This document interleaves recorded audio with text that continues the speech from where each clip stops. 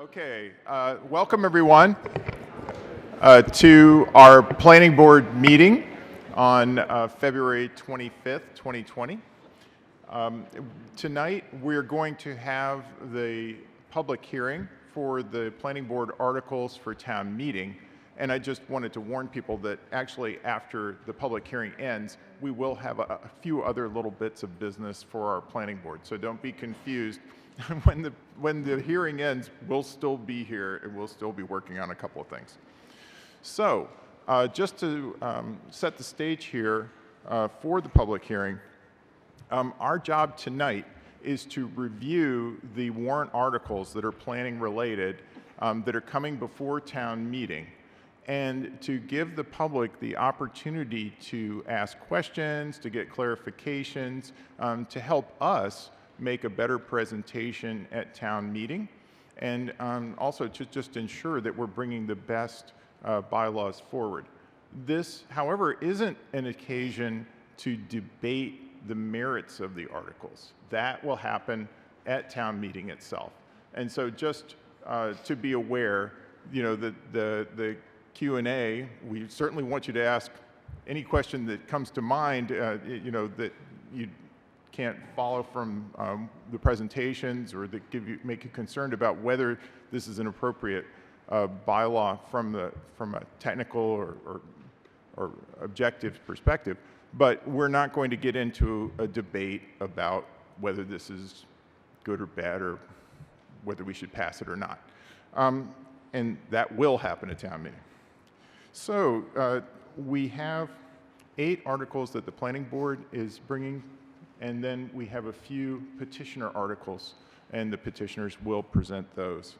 So to kick things off, we have Article 32, the zoning bylaw amendment for additional dwelling unit, which is to delete and entirely adopt a new section 4.2.2.2 for the development of attached and detached accessory dwelling units.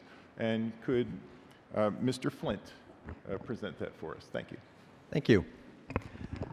So I'm Burton Flint, member of the Planning Board, and I'm presenting on Article 32, which is a proposed change to the existing zoning bylaw provision pertaining to accessory dwelling units. And let me start by explaining what an accessory dwelling unit is. The classic example would be an in-law apartment, maybe a small studio apartment carved out of a house or above a garage that might be used for your in-laws or an elderly parent that you want living closer to you, or a young person returning home from college, or maybe it would be a non-relative that you might want to be able to rent out an apartment to defray the cost of home ownership, or maybe increasingly in Concord where people are looking to downsize and have more affordable housing options in a smaller home. They might choose to build an accessory dwelling unit, move into that themselves, and then rent out their larger primary residence to, as retirement income or otherwise to defray the cost of living in Concord. And why? Let me start by saying why we're proposing this. In the 2018 Envision Concord Long Range Plan, I'll jump on that. One of the goals stated, goal number 5 stated that we should encourage renovation of existing single-family homes in all zoning districts and identify opportunities to create accessory dwelling units within existing structures in all zoning districts and allow cluster development and co-housing in designated areas. And so with that charge, we looked to see how we could make that more likely to happen in Concord than we currently have. So the proposal is to replace all of section 4222 of the bylaw with new language that allows a building permit to be issued for one additional dwelling unit in a single-family dwelling or a detached accessory structure, subject to certain conditions. We're replacing the entire section primarily because we're editing throughout it, so it makes it easier to make the change by replacing the whole section, but much of the language will in fact remain the same. The objective is to provide small additional rental dwelling units that will not substantially alter the appearance of the town and to make it easier to develop those units. and to enable owners of single-family dwellings larger than required for their present needs to share space and the burdens of home ownership. The current Section 422 allows accessory dwelling units to be created by special permit. That's a very important consideration. So you need to obtain a special permit from the ZBA, and it's got the following requirements these are the ones that are primarily going to be changed. That the lot is at least 10,000 square feet, that the unit is part of the single-family dwelling, it's not in a detached structure, that the single-family dwelling is at least 2 years old, and the accessory unit is limited to 1/3 of the gross floor area of the existing house that's been there for 2 years. And the special permit's non-transferable. Under that provision, have been developed some accessory dwelling units, or certainly there were probably some before the zoning bylaw, a small number, and the regional housing office surveyed those owners to sort of find how are they being used. 64% are occupied by persons non-related to the homeowner, so they're being rented out as apartments.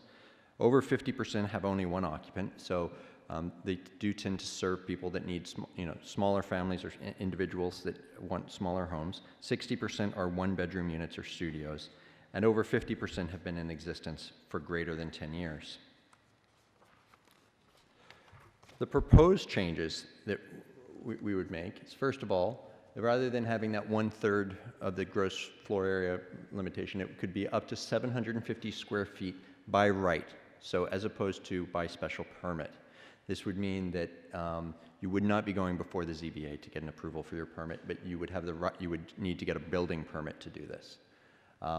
The 750 square feet was a number that we came up with in discussion and deliberation with the planning board as something that would really constrain this to that concept of an accessory dwelling rather than an additional house, a full-sized house. It could be attached or detached, so this would allow accessory dwelling units to be in barn structures or over garages, a separate cottage, etc. And it could be in any residential district, not just residential districts with with lots of 10,000 square feet or more. That 750 square foot limit could be increased up to a hard maximum of 1,000 square feet, but then you'd be going through the same special permit process we have today. The site requirements would be similar to building a single-family house. The lot must meet the minimum size requirements for the zoning district. No more than one accessory dwelling unit is allowed per lot. One parking space must be provided for the accessory dwelling unit. And I'll make a comment on this in that some feedback we got was, well, what about accessory dwelling units leading to the entire lot being taken over by parking spaces? And it's important to consider that there's not currently a limit on the number of parking spaces you could have for your single-family dwelling. So if we put a limit on the number of parking spaces, somebody could simply have more parking spaces for their primary unit, or they would be disincentivized for building an accessory dwelling unit because they would be de facto be putting a limit on parking that did not previously exist. The property must be served by town sewer, or the septic system must be adequate for the accessory dwelling unit's increased flows. The accessory dwelling unit must occupy no more than 750 square feet of gross floor area, again, unless you went through the special permit process to get up to a hard limit of 1,000.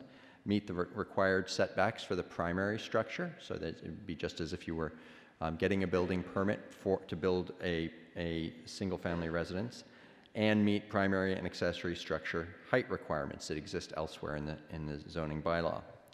And the total gross floor area of all buildings on the lot must also conform to the maximum floor area ratio that's separately in the bylaw.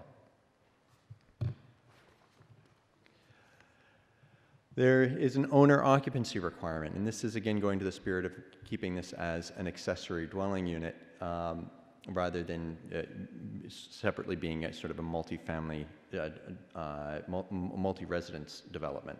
The owner must occupy either the accessory dwelling unit or the single-family dwelling, and the accessory dwelling unit cannot be sold separately. You could not turn this into a condominium and sell it off as a condominium. It would be retained under fee with the primary residence. And neither the single-family dwelling nor the accessory dwelling unit may be used for a bed and breakfast. And there are other restrictions in the bylaw about short-term rentals and Airbnbs and things of those sorts that would apply to this as well. The application requirements would be to get apply for a building permit with a building inspector, provide dimension floor plans and a site plan, and no use of or occupancy of the accessory dwelling unit would be allowed until the certificate of occupancy is issued. If you decide you want to go over 750 feet up to 1,000, or you the dwelling unit would extend into the side or rear setback along from the lot lines, or the lot is below that minimum size for the zoning district in which it is, you'd need to get a special permit, and the ZBA could grant relief, grant a special permit if there would not be a substantial detriment to the neighborhood or derogate from the intent and purpose of the bylaw. And the special permit would not expire and would be transferable. All of these changes, again, are designed to take the existing provision of the bylaw and make it easier for these developments to happen in accordance with the town goals as expressed in the long-range plan. And just for comparison, here are some similar bylaws in nearby towns. I think the important column is to look at it by the process, whether it's by right, which is what we're now proposing, or by special permit. Other towns around here have adopted similar bylaws to allow the accessory dwelling units with not a large number of units developed, but it gives you an example of towns where they have done this. And with that, I will ask if there are any questions or comments, or identifying maybe any gaps that I've left. Yes, please. In terms of the 10,000, you go to the mic. Please go to the mic and then identify yourself and your address and make your comment. Thank you. Jack Madigan, 215 Prairie Street. In terms of the 10,000 square foot property, was that last chart comparison also with those similar, the other towns? Was that also a similar structure in terms of what they were looking at in terms of 10,000? Were they looking at an acre, or what, was it apples to apples, or was it just in terms of new? I think that's those numbers were town-wide in those towns, the total number of accessory dwelling units. I'm not sure on it for a given town whether they're allowed town-wide or whether they are limited to particular zoning districts. Effectively now, ours is limited to particular zoning districts because of that 10,000 foot limit. What we're saying is that this could be done in any zoning district in town now. Okay. So that 10,000 limit is in the current bylaw, and we're changing that to being any zoning district. Rich Feely, 347 Lexington Road. I think this is great, but Section M does prohibit a bed and breakfast, but what's to prevent short-term rentals that don't provide food? You said it's in here, but I don't see it anywhere.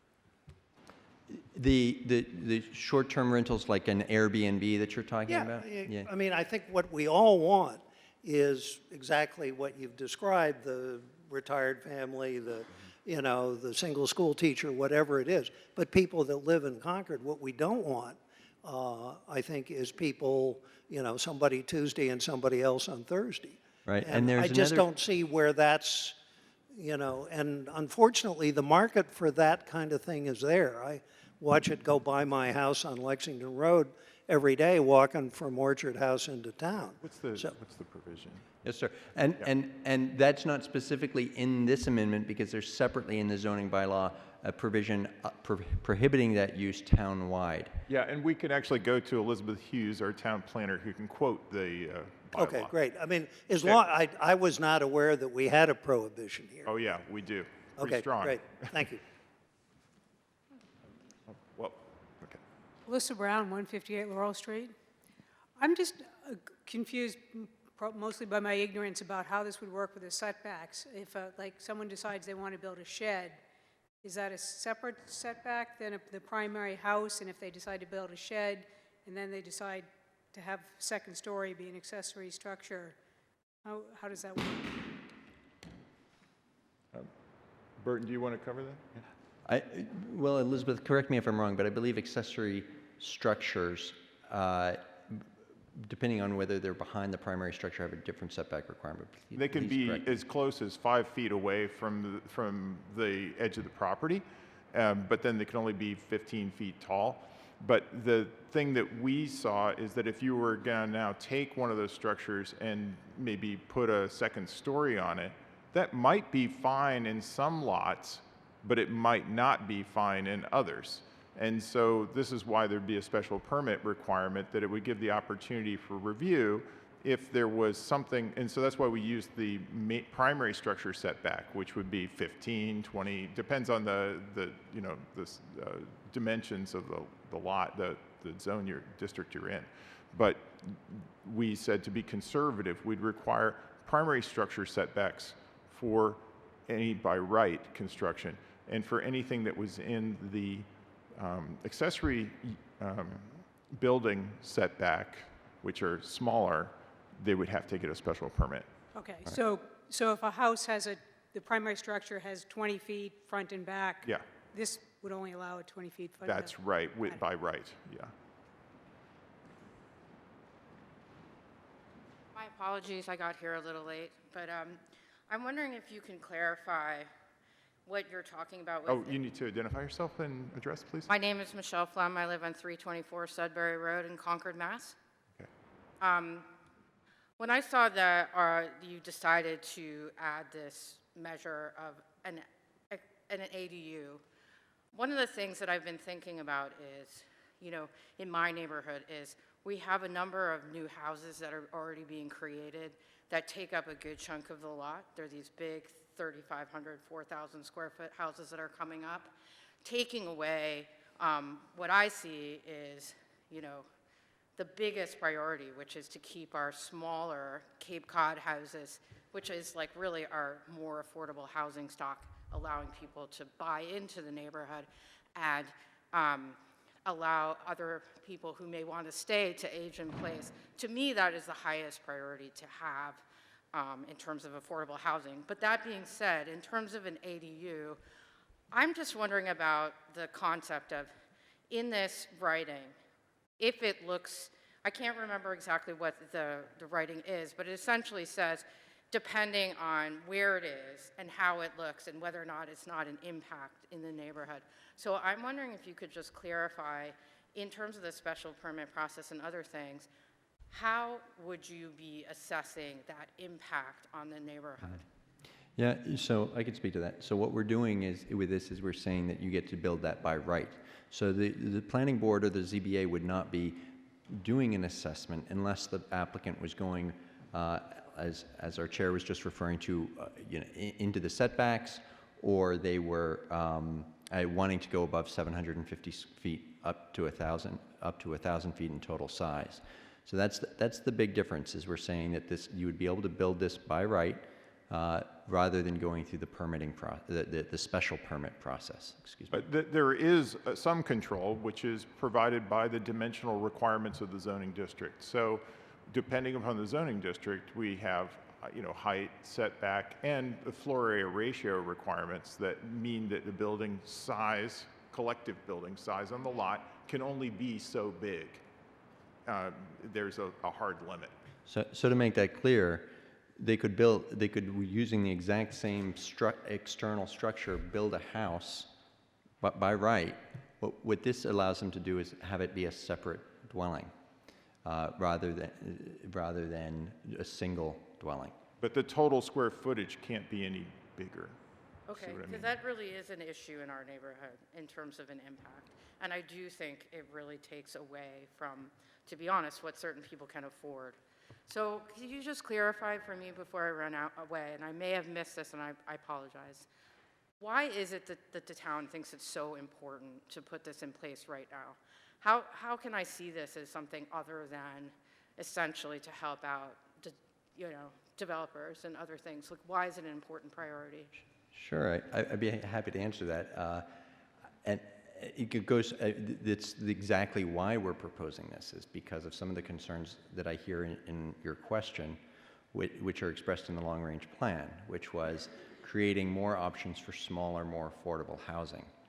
And part of that is allowing accessory dwelling units, which, through the long-range planning process, I think people felt would be less likely to have the impact on town character in the manner that you're talking about large houses. Ultimately, any sort of development is only going to happen when it's profitable to somebody who's doing it. And so to encourage smaller housing, you've got to create alternative methods or models of development. And that's what the accessory dwelling unit, that's what we're intending to do by making it easier to develop accessory dwelling units. So you see this as a way to complement, essentially, the Victory houses and other Cape Cods that we have to create another small-ish unit that people can buy into? Like the Daniel Chester French Studio. Well, if I could... Very much. Yeah, okay. Any others? Great. Thanks.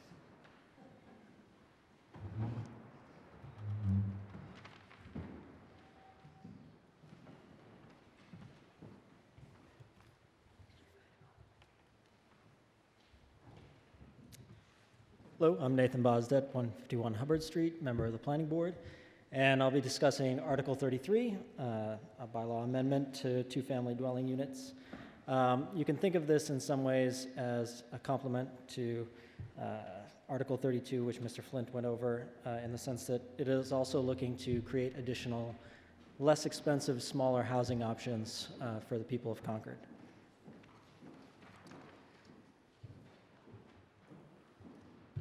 So quickly, just to go over the kind of broad aspect of it, it's meant to amend Section 4.2.2.1 of the bylaw to allow the board to grant a special permit to the construction of a new two-family dwelling or alteration of an existing single-family dwelling into a two-family dwelling within the Residence C zoning district. So I just want to stop there and point out that this is one difference for Article 33 versus Article 32. This is restricted to Residence C zoning. So the primary objectives are to gain additional housing that has a less expensive price point, that is in and around transit, shopping, and cultural hubs, and while maintaining the existing dimensional and setback requirements, and by having the developments go through a special permit process so that there's a means of maintaining the all-important character of Concord.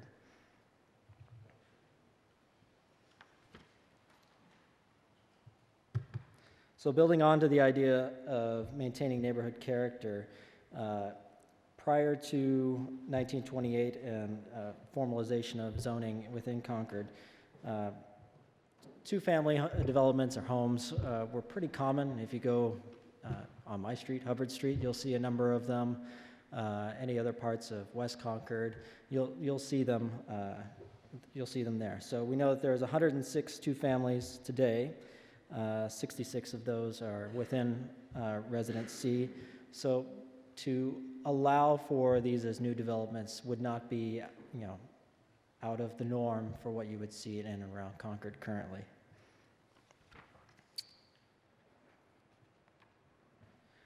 Just to quickly go through some of the basics and potential concerns maybe around the two-family bylaw terms. So the occupancy requirements, there would be none. It would be possible to rent them out. Sale restrictions, there would be none. Conversion to two-unit condo could be allowed. Detached structures, not allowed. So they would, by two-family, they would need to be joined. Dimensional requirements, they would have to follow the same existing setback and height and floor area ratio requirements that are currently required for Residence C.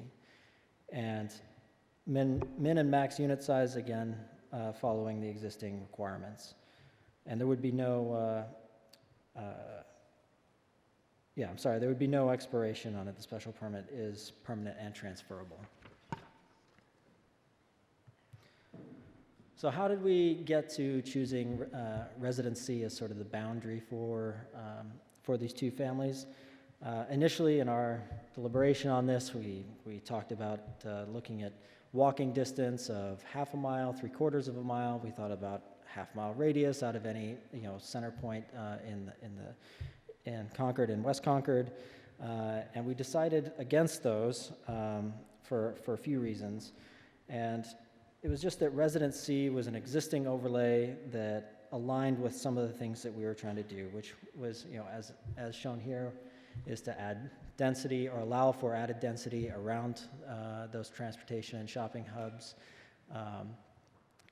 And that, again, keeping with the character, most of the existing two-family homes are within that sort of range as well.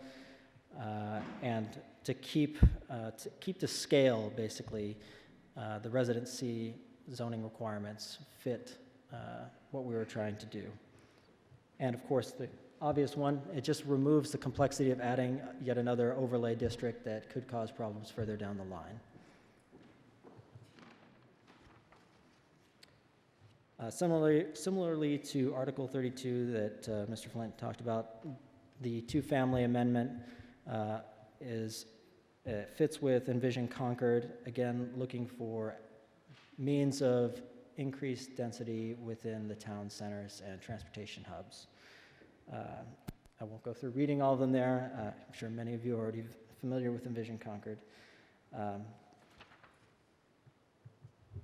can take some questions and comments, but again, this is meant as a directional goal. So it doesn't mean that there will be a bunch of two families that suddenly pop up overnight, but we would like to allow for it to try and move toward our shared goals. Yes. Hello, Brian Folds, 33 Riverdale. I have a question about driveways. So I live over in the Riverdale neighborhood, the South Meadow neighborhood, and one of the ways that that's being developed, because it's the largest lots in Zone C, is quite large houses are going in, but that's, he's telling me to be closer to the mic. So large houses are going in, and a good number of them had requested the variance to move it 3 feet to one side so that they could put a driveway in to a garage that's essentially in the backyard. With a two-family, my fear is that you would have two driveways down either side of the property going to two garages in the back, thus making quite a large amount of a small lot impermeable, and neighbors or abutters would then have driveways on either side, which I know from experience. A neighbor of mine, spec builder, built a house there, put the garage in the back.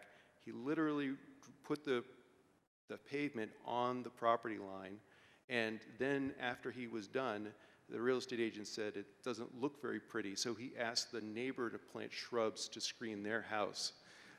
So I want to kind of ask this question while we think about multifamilies and that two driveway problem.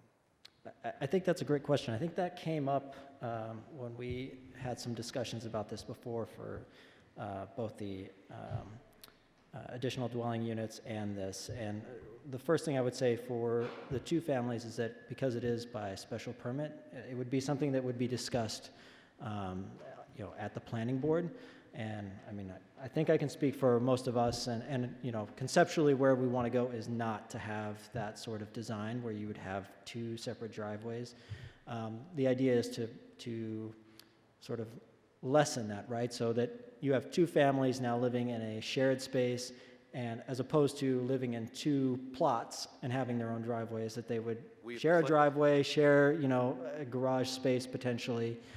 So I think the immediate answer is that the special permit process would sort of be a break on that. And it would be the ZBA that would be granting the special permit. So the ZBA would be Yes. able to review and say they don't That's it. like the That's two right. driveways, but they have any guidance on that, or is it just sentiment? Well, I think, We need to develop that. You need to develop guidance. Okay, thank you. yes. Turn it down if you want. You could change the angle. How about that? Is that good? Yeah. Ruth Lauer, Kais Road. I have question and a comment. Thank you, ma'am. Resident C, oh, now that just hurts.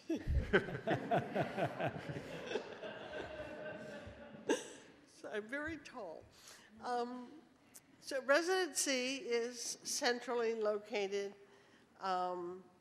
tends to be quarter acre or so That's the, zoning. yeah. Yes. And it's pretty much all developed. So how is this going to work that we don't just have a slew of California tear-downs and put up a two-family house? Do you want to answer, or I could too? Well, so I think practically, we wouldn't necessarily see that. Developers would have to weigh, the cost and benefit of doing any tear down and whether they're going to put in a larger single-family house that occupies the same volume, or if it's worth doing a two-family that occupies that volume. So that's one part. And the other part I would go back to is, again, that the idea of a two-family within the residency district isn't uncommon right now. What we've seen actually is over the past 20 years, I guess, is a shift in the other direction, which is former two families being turned into single families. So I think it's a great question. I understand your concern. I don't know that we would see an immediate burst in two-family developments in that way. But I don't know if our chair was going to say anything else. Well, I was just going to say that, having met with real estate professionals in Concord, I think the biggest challenge will be whether we can get developers to choose the two-family option instead of a single-family home for a tear-down. And so we want to really make the option possible. But, today, the economics, we don't know if the market has changed enough to say that two half-sized units will sell for more than the one full-size. And so what we want to do is see if we can get it to start to happen, because the demographics of the town are changing, and the units that are being built, simply because there are no other alternatives in our zoning today, don't match those future demographics. So that's what we're trying to open up. Thank you. And one comment. This might not be true for everybody, but for me, planning and the results of are very visual. And we've had what I would call an anti-planning report, because I can't see anything that you're telling me about. I think it would benefit from more photos and diagrams and such, so that we can picture what this would look like. Okay, that's good feedback. Thanks. Thank you. So Michelle Flem, 324 Sudbury Road, Concord, Mass. So I'm going to add one comment, and I have one question. So to second what she's saying there, one of my biggest concerns is that there's a number of historic houses on Thoreau Street, and that are in residency and could fit into the model that she's talking about. A good example would be that there was a house on Thoreau Street right next to Concord Housing Authority housing that was torn down. It was a 1,200 square foot house, and it became a 6,000 square foot house, and was part of the reason why we're having all these discussions now about tear downs. So in my view, I think it really should be taken seriously, the idea of what this impact could be, because we all know how popular condos are in town, and that therefore, it is very likely that if it becomes a two-family, that it's going to add more value. There, right. And what? Well, I think that the section where that house was built is perhaps Residence B, but I'm not 100% certain. Okay, it's right across from Emerson Playfield. I could be wrong, but let's just use it as an example, because it's very close to a number of the two families that you're discussing.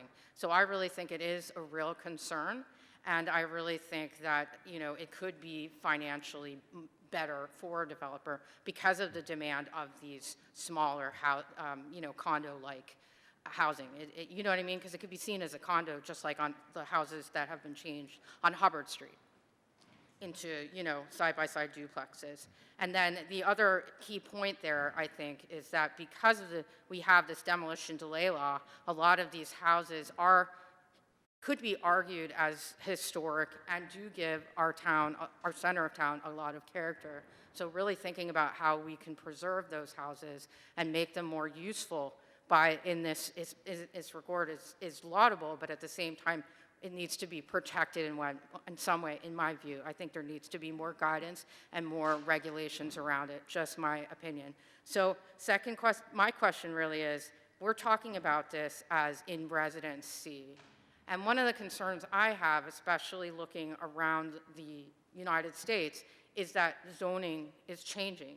The zoning, the size of zoning, and they're in some cases just taking away single family zoning. So in terms of these changes that you're making for the Zone C, if for whatever reason we now discuss to widen Zone C, does it automatically say if we agree to widening Zone C, all of this will then be true, even outside of this small zone you're talking about? Well, it's very unlikely that Zone C's boundaries will change very much because the lots have already been laid out in these other zoning districts, and the Zone District C is nominally a quarter-acre lot. You occasionally get lots that are bigger. Okay. But then, District B is half-acre zoning. So the typical lot is a half-acre lot. So that one of the other reasons that we restricted to Residence C is because with a quarter-acre lot size, you get a maximum structure size of 3,600 square feet. So you don't get a giant two-family. And you get in, if you get into Residence B or Residence A, let's say, you could have two 5,400 square foot units joined. That's a two-family, right? So we wanted to stay within the confines of our dimensional requirements of the bylaw, and Residence C gives us an opportunity to do that and effectively limit unit size in a way that the other districts can't. Okay, thank you. I didn't appreciate how those were drawn. Okay. Any other questions? Okay, then we'll move on to Article 34.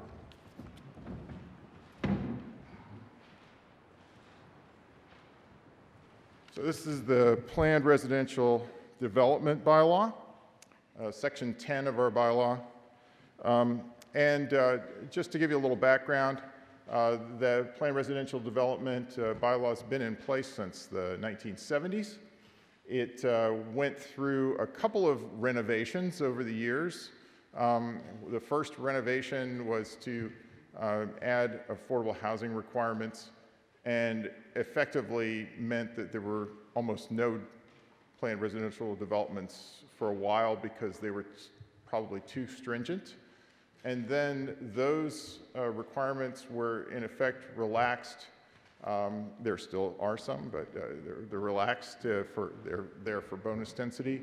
And other requirements were put in place. And since then, there have been additional laws put into place, or PRDs that have been built since the early 2000s. So now it's been about 20 years since we've had that bylaw in place, and things have changed, and it's time to look at making a few adjustments.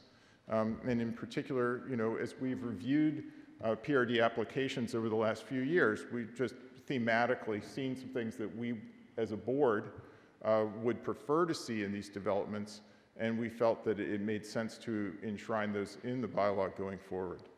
So what we're planning to do are a few different things. First of all, to update the principal use regulations table to add site plan review to a PRD. So believe it or not, today, even though these are major developments, many units, they don't have all the criteria of a site plan review that we would, subject other kinds of major projects to.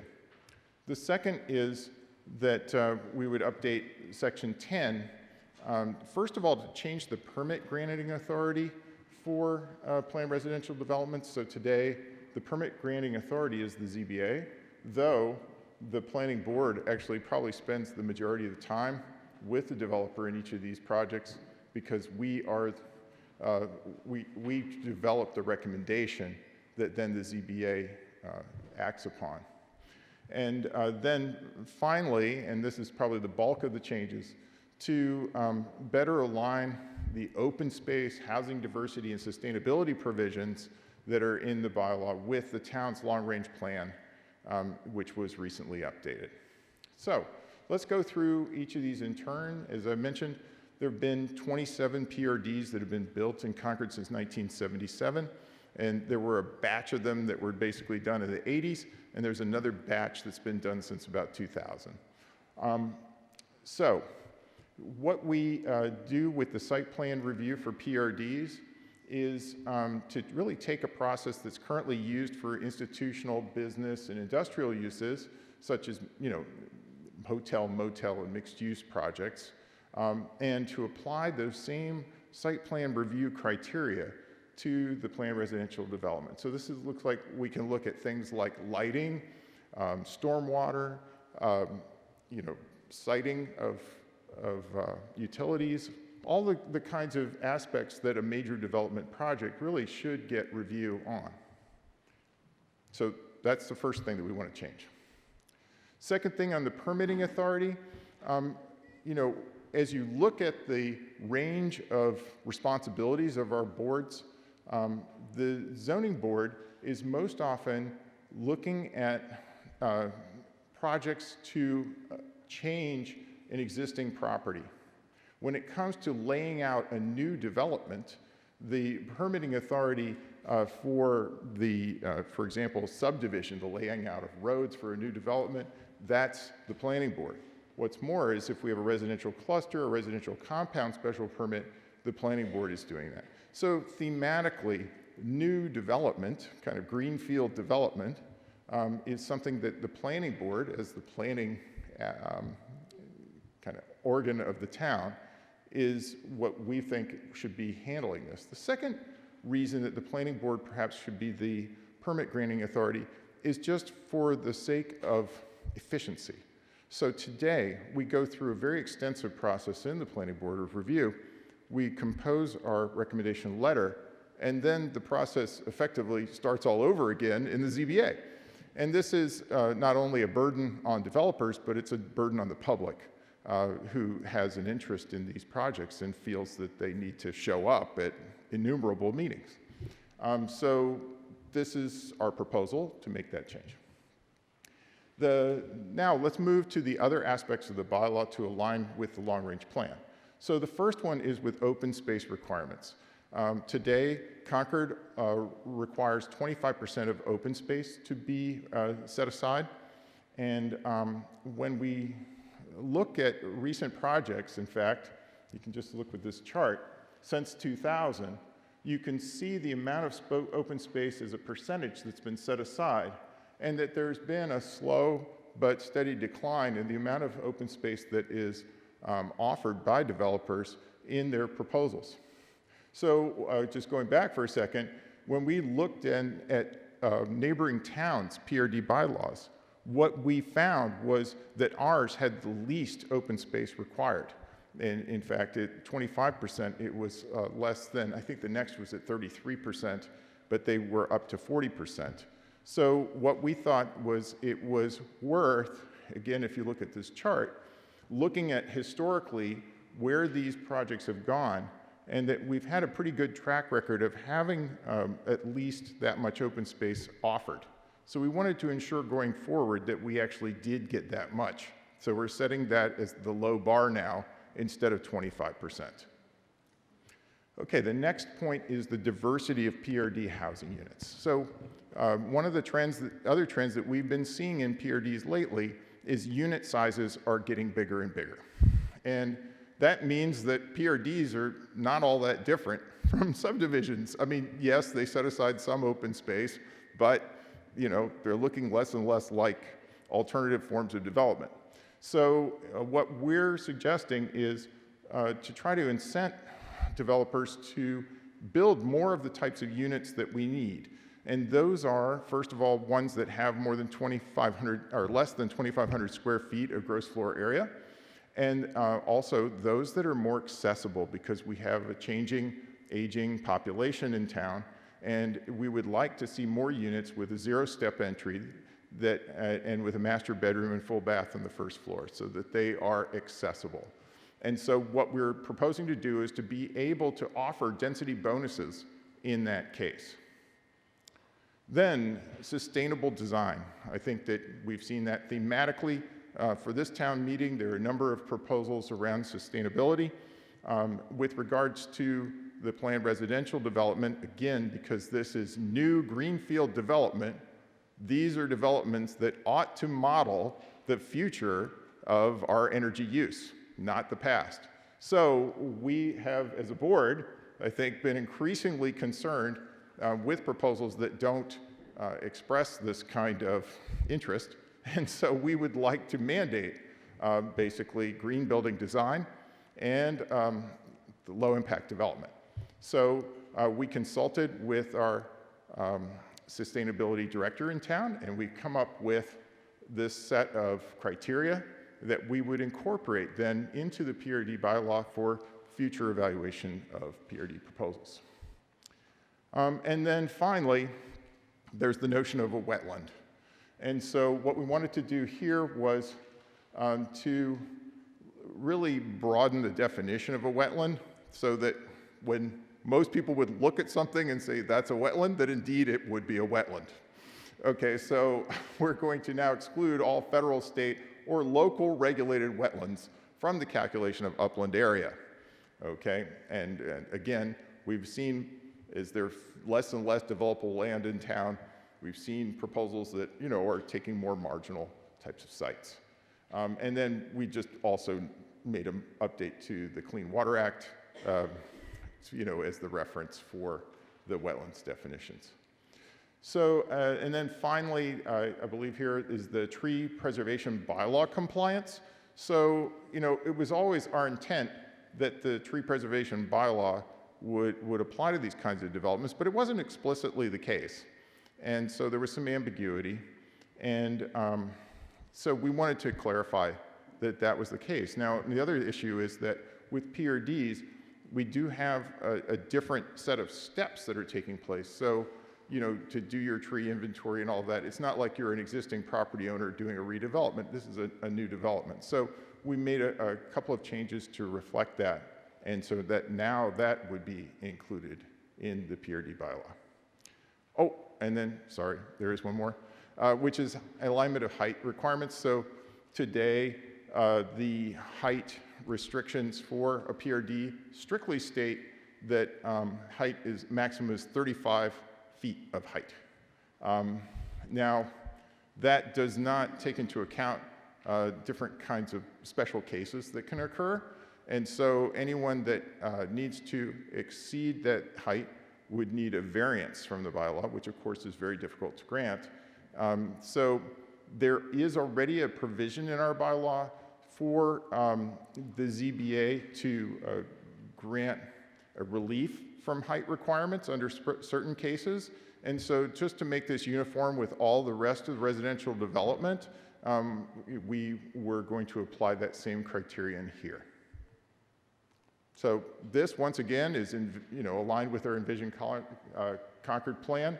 We're trying to use the PRD as it was originally intended to be an alternate form of development that allows us higher density, more walkable and economically diverse neighborhoods, and really to add provisions to the bylaw that would make it more likely to generate those sorts of units and more small-scale, affordable, and workforce housing that's sustainable, resilient, and consistent with town character. So, questions, comments? Rich Feely, 347 Lexington Road. What's magic about 2,500 square feet, Matt? I mean, I think it's admirable that we're encouraging small, but I think a number of us in this room probably grew up in houses that were less than 2,500 square feet. And I really worry, the teacher married to the nurse is not going to be able to buy a new construction 2,500 square foot house, particularly when we're raising the open space requirement. I'm not disagreeing with that. But if we want, quote, workforce housing, I think we need to provide an incentive, because it's pretty clear that developers' profit is directly proportional, or the perceived profit, directly proportional to the square footage of the units they're selling. So I would ask, why 2,500? Why don't we encourage, 1,800, 2,000 square foot units that might sell for $400,000 or $500,000? Okay? Hi, Tanya Galis, 62 Prescott Road. I appreciate most of the sustainability measures. About the transfer of the permitting authority from the Zoning Board of Appeals to the Planning Board, I have some questions, clarifications. I'm not sure that I find that a good idea, but so the question is, the laws require that once an application has been submitted to the permit granting authority, then there is 90 days in which to respond to them, otherwise the project goes ahead, correct, by default? Well, we would have to hear. Yes, of course. Yes. Yes, but nevertheless, you would have, So that would, as you mentioned, would speed up the process, but I think more importantly, I think it would deprive the public of the discussion that is held with the planning board without the pressure of, a permit being required within 90 days. And I'm assuming that is correct, that all the preliminary discussions that the applicant would want to have would be not in public, but in private with town departments and town planners, and possibly on one-on-one conversations with board members, but not in a public discussion. So I think it kind of shortchanges the process, because the PRDs affect the entire neighborhood and increase the density. It's different than a subdivision. So am I correct in making So Elizabeth, do you want to speak to the timelines? So the public comment process would not change by going from a special permit granting authority from the Zoning Board of Appeals to the Planning Board under Mass General Law. When the special permit is filed, the special permit granting authority has 65 days in which to open a public hearing. Once the public hearing is open, the 90-day timeline does not start until the public hearing is closed. Once the public hearing is closed, the special permit granting authority has 90 days in which to file their decision with the town clerk. There is no time limit on how long the public hearing can remain open. There's currently a PRD, previous PRDs where the public hearing has stayed open for 6 months, 8 months, 10 months. The 90-day clock does not start until the public hearing is closed. Thanks. Okay, so my other question is, I need to think about this between now and town meeting. If one wanted to suggest an amendment that keeps all the other measures, but makes the ZBA remain the grant permitting authority and keep all the other factors the same as they are now in terms of planning board's duties and et cetera. What is, I mean, maybe this, I don't know if this is the place to ask that. I mean, our town moderator is here, our town clerk is here.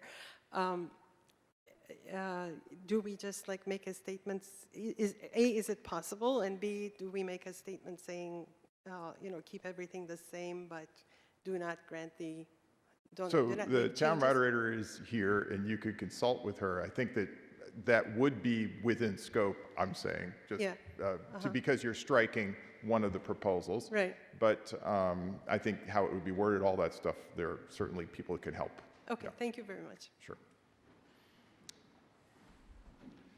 Ellen Quackenbush, 206 Prairie Street, and I want to thank the Planning Board for a previous presentation in which you focused on workforce housing. And I live in workforce housing on Prairie Street. I think I have a 1,500 square foot house, first floor. I really think that we need to take seriously those people who work in our town, the firefighters, the people who work in Emerson, the teachers that can't afford to live in our houses. I don't think it's the difference between low income and $1.something million, I think is a gap, a serious gap in our workforce, a serious gap in our housing goals. And I would say the planning board should really take seriously those people who live in town and how to make those, what was it, $600,000 houses, and it's in many other parts of the country, that's a fortune, but here in Concord, it is not. And so I think that we've kind of missed the boat in terms of the workforce housing, and I think that you should really consider that seriously as you consider housing in this town. I think that, you know, Yeah, and we I want think, those folks to be able to live here. Thank you. yeah, and we did kind of cover that in our public forum, for example, but tonight we didn't have the opportunity to do the preamble that would be the thematically we're trying to bridge that gap. Yes. Yeah, hi, Ed Tiedemann, 656 Barrett's Mill Road. I'd like to, first, I'd just like to make a comment relative to the previous comment that, I'm a little, yes, yeah. Part of the problem is the acoustics in this room are Oh, funky. it's terrible. So somebody should do a little bit of engineering to put some acoustic damping, but other than that point, that would solve a lot of the problems, because in a room this size, we probably don't even really need mics if we had the acoustics right, but enough said. Yeah, I just want to make the comment that when I was growing up, 2,500 square foot house was a pretty nice size house, and I did not grow up in an inexpensive neighborhood. But what I really want to get to here is this change of removing the Wetlands Conservancy from this particular one so that it is only the floodplain conservancy. And my concern is that will change the calculations significantly on the density in many of our existing PRDs, okay, and will allow significantly enhanced ones. One I'm particularly thinking about is Wright Farm, which is a lot of wetlands, and the town changed the rules a number of years ago, which then made them allowed to be able to build more places, houses, and this could go back and do that. So right now you're stripping out, and you brought this up in one of your slides, the calculation is only based upon the floodplain conservancy district, not that in the wetlands.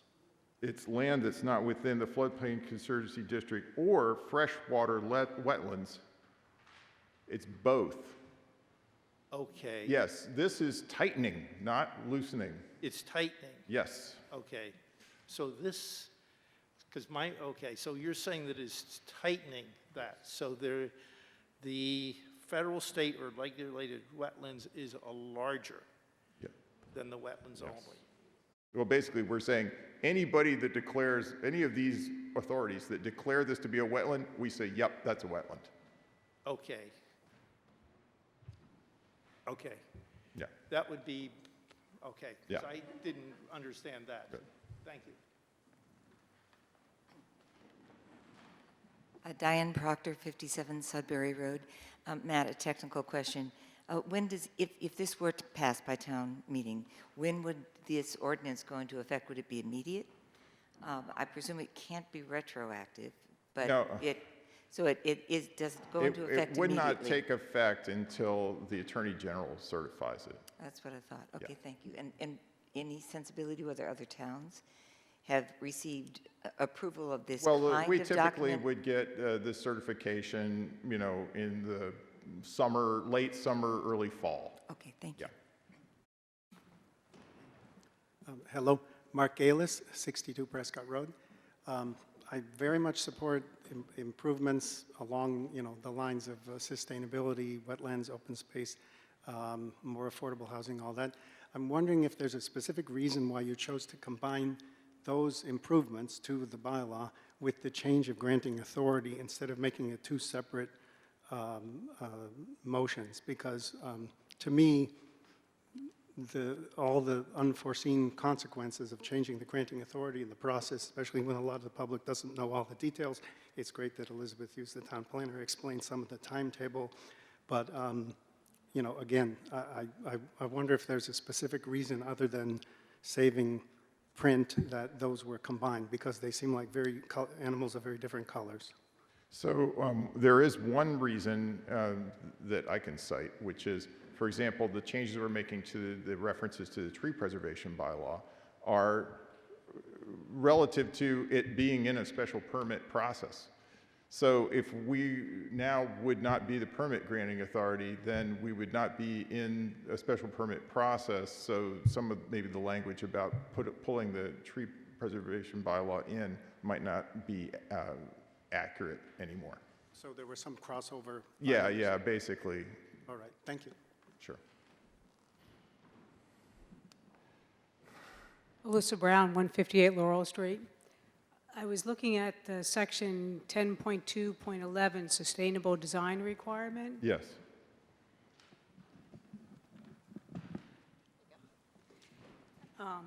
And this, as opposed to all the other items in here that says the planning board shall, this one just says that the proposal should reflect thoughtful consideration of a broad range of sustainability goals.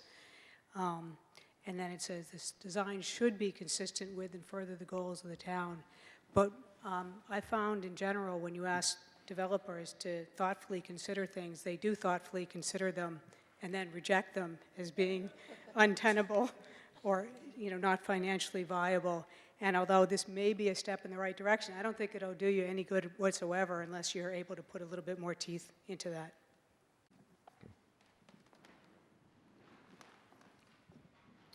Paul Winkler, 1414 Main Street. Very familiar with the PRD and recognize the driving functions for a number of these suggestions and changes. At the risk of fighting or preparing to fight the last battle, looking forward, how many, or can you speak to the amount of survey of surrounding towns, PRD processes with respect to these changes that you guys went through? To pick these in particular, not to address particular problems that you've seen in the past, but Yeah, so, the next PRD that comes up is going to have its own set of issues and unique things to its project. How covered are we for the next project as opposed to the one that we are still going through? so I should just mention that, Haley Overdahl did a survey of the local PRD bylaws, and that's where the thing that stuck out most was, of course, the open space requirement, and that's also just the simplest to compare because it's a numeric value. But the other thing that she uncovered was there was a lot of emphasis in green design in the other bylaws, and so that was the inspiration, I think, for our adoption of that language. As far as the other changes that were out there, tree preservation, of course, is one of our own bylaws that we wanted to cross-reference, and then the height regulations are relative to our own bylaws. So these are not just kind of whiplash effects from any one proposal. They really are, aligned with our bylaws, aligned with regional changes, and of course the interests of the town and the long-range plan. So that's where we are. And yeah, it will continue to be a negotiation going forward. I'm sure 10 years from now we'll be back and saying what we need to do next. But one of the, I think, cautionary tales that we have had around the PRD bylaw was to think back to that era, the decade of the 90s, where the changes that were made, were onerous to the extent that the PRD model was not used, and so we just had subdivisions from that era. And so we do want to make this an appealing alternative, but to be an alternative that, if it's constructed, is worth having. Right. I guess the last question would be, is there one or two provisions that fell just below the line that didn't make it in? Wow, that's a good question for the board. What do you think? I think we put our whole wish list in here. Did we leave anything off? I mean, I don't think we left anything out, but I think we chose language that would still allow us some flexibility in evaluating things. I think we specifically didn't put very restrictive language, knowing that this is going to be hopefully a bylaw for quite some time. And in particular, I think Haley had found some really specific language in other bylaws, and that's what we talked about a lot. But the general feel for those things, I think we captured all of them. Yeah, so for example, we didn't put a formula in that said, if you have 50% of this type, you get the X amount of this type, because we think that that's going to change over time, what the ratios should be. Yeah. Great, thank you. Dan Gainsborough, Lowell Road. Just curious, and you may have covered this at a previous meeting, but how does the Zoning Board of Appeals feel about the shift of? So we did have a joint meeting where we discussed this proposal. And so, I can't speak for the ZBA even more than I can't speak for the planning board in normal conversation, but they were okay with it. Now, they weren't as thrilled with it. Their one question was that they said, hey, our job is to keep the town out of court. So we're like here as the sort of final, frontier to prevent that if the planning board became capricious. So that was the one hesitation we heard. Otherwise, I think they were just as glad not to see another PRD. They weren't as thrilled as they were about not seeing another Hammerhead lot, and that's what we'll turn to next. And Matt, Yeah. correct me if I'm wrong, and Elizabeth, but my understanding in my review, in my reviews of other, is this on? Yeah, In my reviews of other PRDs, it's actually fairly common for it to be the planning board to be the granting authority. It's not very common for the ZBA to be the authority, actually. Yeah. Steve Carr, 308 Musterfield Road. That was the question I was going to ask, how the zoning board felt about it. And having once been on your side of the table, my initial question was, the zoning board be upset? And my second question was, why did you let this happen to you? But anyway, because you've taken on some extra work. But I also have one small question on the density bonus. It says you get a density bonus if 50% of the units are less than 2,500 gross square feet. I think you've seen and heard some sentiment here tonight that some people wonder whether that number is maybe too large, and maybe you want to think about that before the town meeting. Well, we can't tighten it because that would not be within the scope of the article. But the other thing to note is this is gross square feet, right? Well, but does it's that, not living area. Right, so a garage is included? Are porches included? So it's calculated the same way that we do gross floor area elsewhere in the bylaw. I could even read you the definition. I can never. In basements? So let's go right to the definition.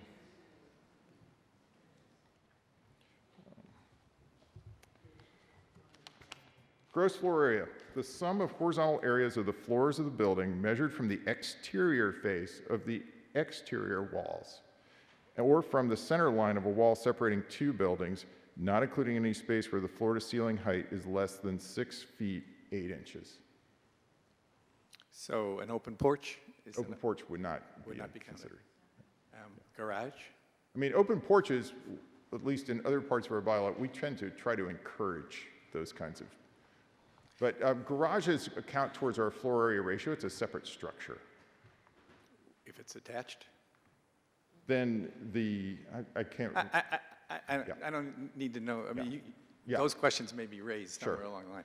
But then going on, it says 50% less than 2,500 gross square feet with a one-car garage.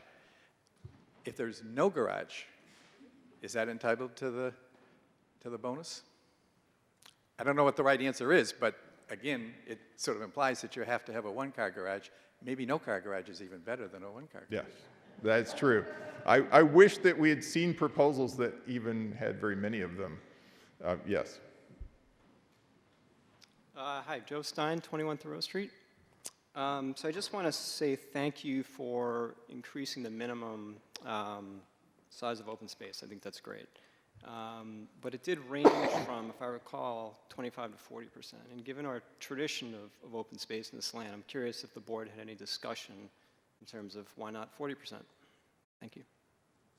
Okay. We had discussions of whether 33 versus 35, and we ended up at 35. Matt, this brings up the issue of wanting to make this as aggressive as possible, but still want developers to choose this over the subdivision. So this touches on a lot of the things that are being brought up in terms of the size of the homes and whether we could have a garage. And so it was like, how aggressive can we make this? And still have people build them. Incentivizing the PRD over a typical as of right subdivision. This wasn't going to be my comment, but since Joe just made that question about the open space, I was listening to your discussion of January 21st on the online video, and I noticed some discussion about could that be amended or not if somebody wanted to make an amendment to increase that percentage. And I think You could decrease it, but not increase it. yeah, I was wondering why that is. It's the scope of the article, basically, that I mean, again, we have our moderator here, maybe she could speak to scope of articles and amendments. That basically, if you want to liberalize or, relax restrictions, that could still be within scope. But if you tighten restrictions, then that's out of scope of the article, meaning that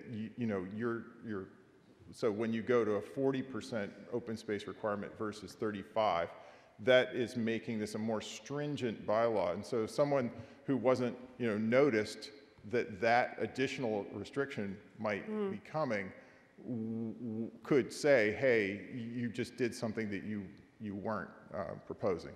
And yet, if we do something more relaxed, like 33% versus 35, it's not increasing the scope of the bylaw. It's a rough description, but it's... Doesn't that work the other way too? Like if No, somebody says make it 20%? You can take off that the ZBA, that the planning board become the granting authority, because that's not making a change. It's making less of a change is okay, not making a change is okay, but making more of a change is not okay. Okay. So in terms of the question about permitting authority again, I was at that meeting, the joint meeting with the ZBA, and as you mentioned, one concern was that they want to make sure the town doesn't get sued. So, which is another concern I have, which is that if the planning board is the permitting authority, then that restricts the planning board in a similar fashion. So whenever there are like soft areas, and I'm usually very interested in natural preservation. That's one of my issues. There might not be as much comfortable discussion. And another thing that came up at that meeting was that the ZBA chair said that usually the ZBA okays whatever the planning board ends up saying anyway. So in that sense, it wouldn't necessarily be meeting after meeting, like you said, like it wouldn't be starting the process all over again, legally perhaps, but not in terms of substance. So, Thanks. Thank you. Okay, seeing no more questions, I think we'll move to the next article. So, can I have Ms. McEnany come up and talk about hammerhead lots, Article 35.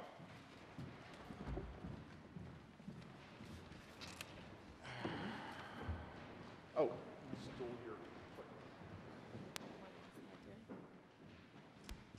Good evening. Kate McEnany, I'm a member of the Planning Board.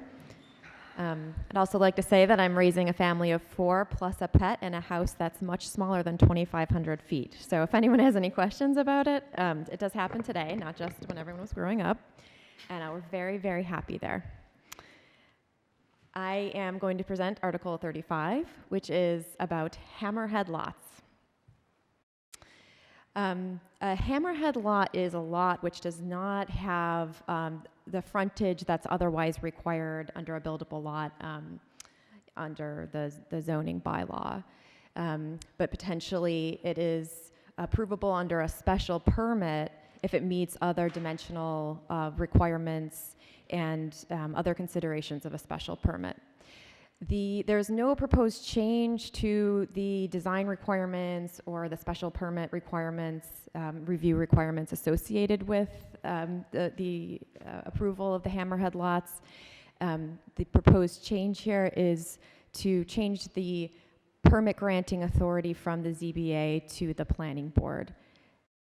The purpose of this is that the planning board more routinely approves it does similar requirements, for example, under sections 8 and 9 under the bylaw, cluster developments, and residential compound special permits. So this fits squarely within what the planning board more routinely reviews, and that's not the case with the ZBA. So both the planning board and the ZBA are in support of making this change. Are there any questions or comments? Great, thank you. So now, Ms. Ferguson, to talk about relief from parking requirements, Article 36. What I just did. Oh, here we go.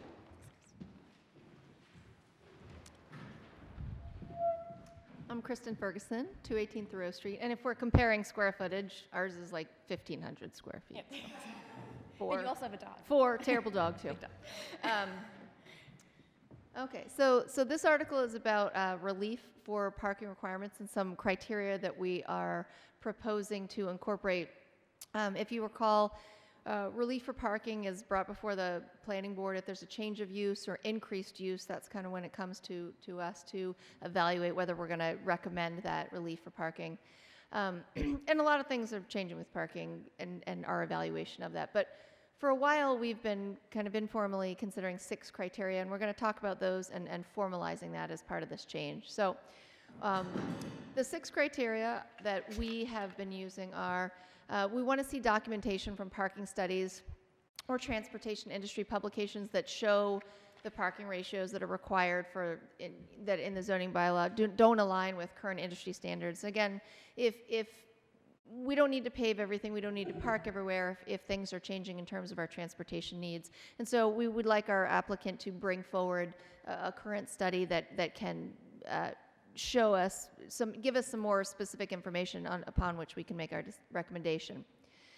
We also want to know how the proposed use is beneficial or contributes to other businesses, village center, and neighborhood when we evaluate, as well as the distance and availability of on-street parking, public parking, and alternative transportation. Again, these were things that we've been asking for, but they weren't formally criteria that applicants knew they had to be prepared to respond to.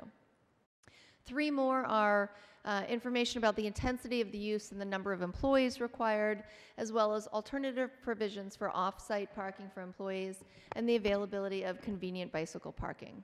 In other words, these 6 things we've been asking about as applicants have come forward asking for parking relief since about June of 2016. We want to make sure that we establish these 6 criteria so that applicants know they've got to come forward with kind of specific information that we're going to be evaluating, and that gives the planning board more deliberate process for evaluating our recommendation for relief. And that's what we use. So we'll have this specific information, more formal information that the applicant will be prepared to provide, and we can incorporate that all into the recommendation to the Zoning Board of Appeals when granting relief for parking. So again, just a more informative way that we can make that recommendation. And also, we really would like applicants to be prepared to come forward with how they plan to incorporate alternative transportation options into the project. Again, hopefully not everybody has to drive to the site. Hopefully we're kind of moving away from that single car use. I will take any questions or comments. And if there are none, I'm going to continue to the next. Oh, I'm sorry. Excuse me. At the mic. Sorry about that. That's okay. Ruth Lauer, Kais Road. I think around slide 2, you mentioned industry standards. What industry are we talking about? Is it hospitality or No, it's transportation alcohol industry service standards. I'm sorry? Well, transportation industry publications that are creating standards for parking. So the industry that we're talking about is transportation publication. Yeah. Does that have to be a local study, or can it be? We don't specify, no. Okay. Right. Yeah. Usually it could be a national study or something that can be extrapolated to the local level. And then my next one, finally. If we are granting relief, that means we're giving away parking spaces. So I have to ask, how many parking spaces are there available that have not been assigned yet? No, this So- is Yeah, so parking relief is when there's a use and there's a big table in our zoning bylaws that says, for this use, you need to have this many parking spaces. Right. So somebody would come to us and say, we'd like to change and have this use, or we're increasing our use, which requires us by your bylaw to have this many more parking spaces, but really we only have room for this many more parking spaces. So it's the delta, the difference between what our zoning bylaw requires and what they're saying they could do without kind of paving other stuff.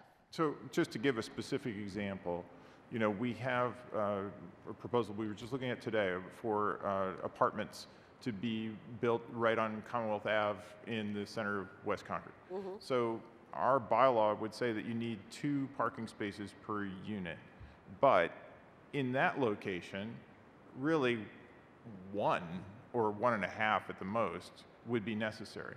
So, but using these criteria, basically you could say, oh, well, if you're in a village center district, you don't need that full number of suburban quantity of parking spaces. And so therefore we'd say, yes, you can just have, you know, 1.5 spaces per unit instead of 2. But then we have, say, the 100-space restaurant. Yes. Then the computation goes differently. Yes, it does, but it's based upon the same kinds of criteria. And those parking spaces have to come from somebody, They do. and that means... And so they have to show where shared parking arrangements or off-site parking for employees or, you know, availability of public parking facilities, all of those things come into play in terms of how much relief can be granted. So is it the first request that would trump all other requests in the pipeline? So say we're in Concord Center and there's somebody's planning a 100-seat restaurant, and, you know, 4 or 5 shops over, there's another restaurant in the pipeline, maybe not 100 seats, but we'll need seats, and you know, we'll need parking for those seats. Is the decision case by case and they can be used up, Well, consumed? Again, this is kind of where the applicant's going to need to bring us a local, you know, what they recommend locally and what they've studied, the distance and availability of on-street parking, what's available at what times, that it depends on the time of use and things like that. So it's all this information that we're asking them to formalize so that we can evaluate on a case-by-case basis. And yes, they're handled in the order in which we hear them. Yes. Okay, thank you.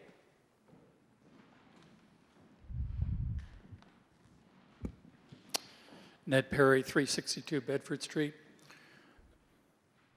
I attended your hearing with the ZBA last summer, and there seemed to be a across-the-board disregard for parking requirements in applications. Comment was made that we're all successful, so that we have a parking issue, and that's great because we're a great town.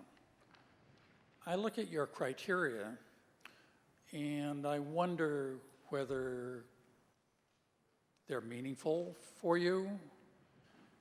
I've watched applications go through in front of you and the ZBA over the last couple of years where parking studies have come in alleging parking spaces within half a mile, 10 minutes walking space. I didn't see anybody on either the ZBA or the planning board challenging or questioning any of that. Citizens questioned it and found that the walking distance was not accurate as stated, or the study was done on a Saturday when it was 3 degrees below zero and no one was out. I just wonder whether you have looked at the 6 criteria, whether they're meaningful to you, and whether you will, whether the ZBA, I guess in this instance, will actually apply them. And I hope that the planning board will also look at parking requirements. As I have more citizens coming to me and asking, I can't get to the bank anymore. I can't find parking behind the old post office. Where are we going? And I'm saying, well, that's the planning board, that's the ZBA.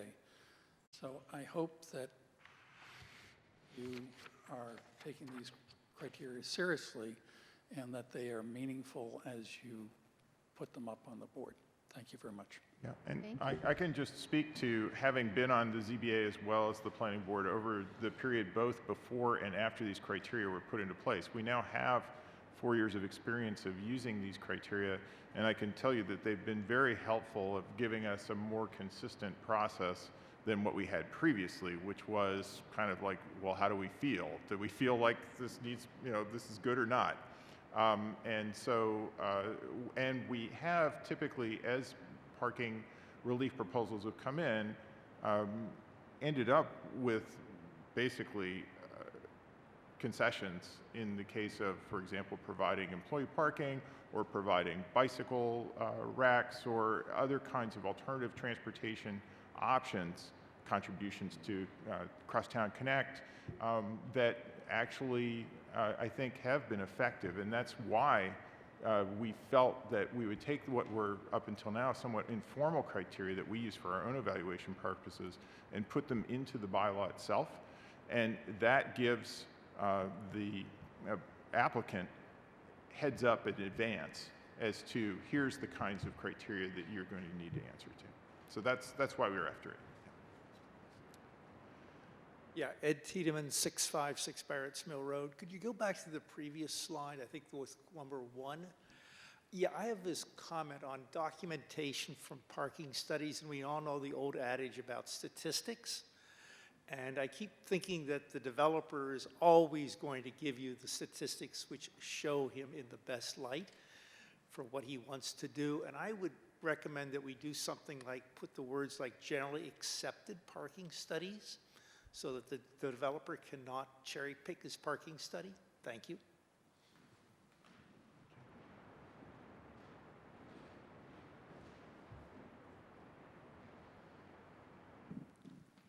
Henry Dane, 58 Everett Street.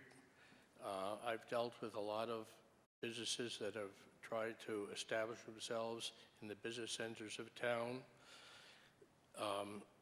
The parking ratios can never be fulfilled because there are not enough parking spaces, and the only issue before the Board of Appeals or the Planning Board is not where do we get the parking from, it's just how many waivers do we grant. So the question is not you need 100 spaces, it's you don't need 50 spaces. What is needed is not more stringent and more burdensome parking requirements, but more parking.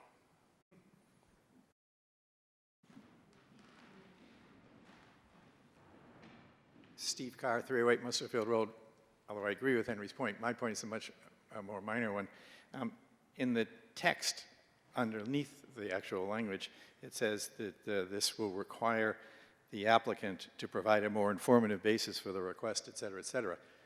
The language, I would suggest, in the actual bylaw doesn't require the applicant to provide it. It says these are factors that are going to be considered. But if I'm the applicant, I could say, I don't know any great idea or knowledge about the availability of convenient bicycle. You guys, the board, go out and do that. So you might want to look at that language and see whether you can tighten it up. Developer or the applicant doesn't have to provide information in each of these areas. They can provide this information, and it may help their application if they do. And if it's they not don't, relevant in every case. So, for example, someone that's looking for 2 spaces for 2 additional spaces because they're adding on to their business is probably not going to go out and fund a parking study. That, but they might provide an alternative transportation option. So we're basically, the application will offer these as subjects that someone can answer. Okay, so when the actual text of the bylaw says the determination shall include consideration of each of the Our following, determination shall include it really that. means if applicable, because it may not be applicable. Well, I is mean, what we you're saying. will consider if this is blank that yes. Yeah. Any other questions? Okay. Then, Ms. Ferguson will go on to Article 37, which is about the Thorough Depot Business District and Residence C zoning district boundaries. All right. Okay, so Thoreau Business District is Starbucks and the train station and, you know, Crosby's Corner and everything, or Crosby's over there. But what we're talking about is the specific area right by Starbucks and the mobile station across the street.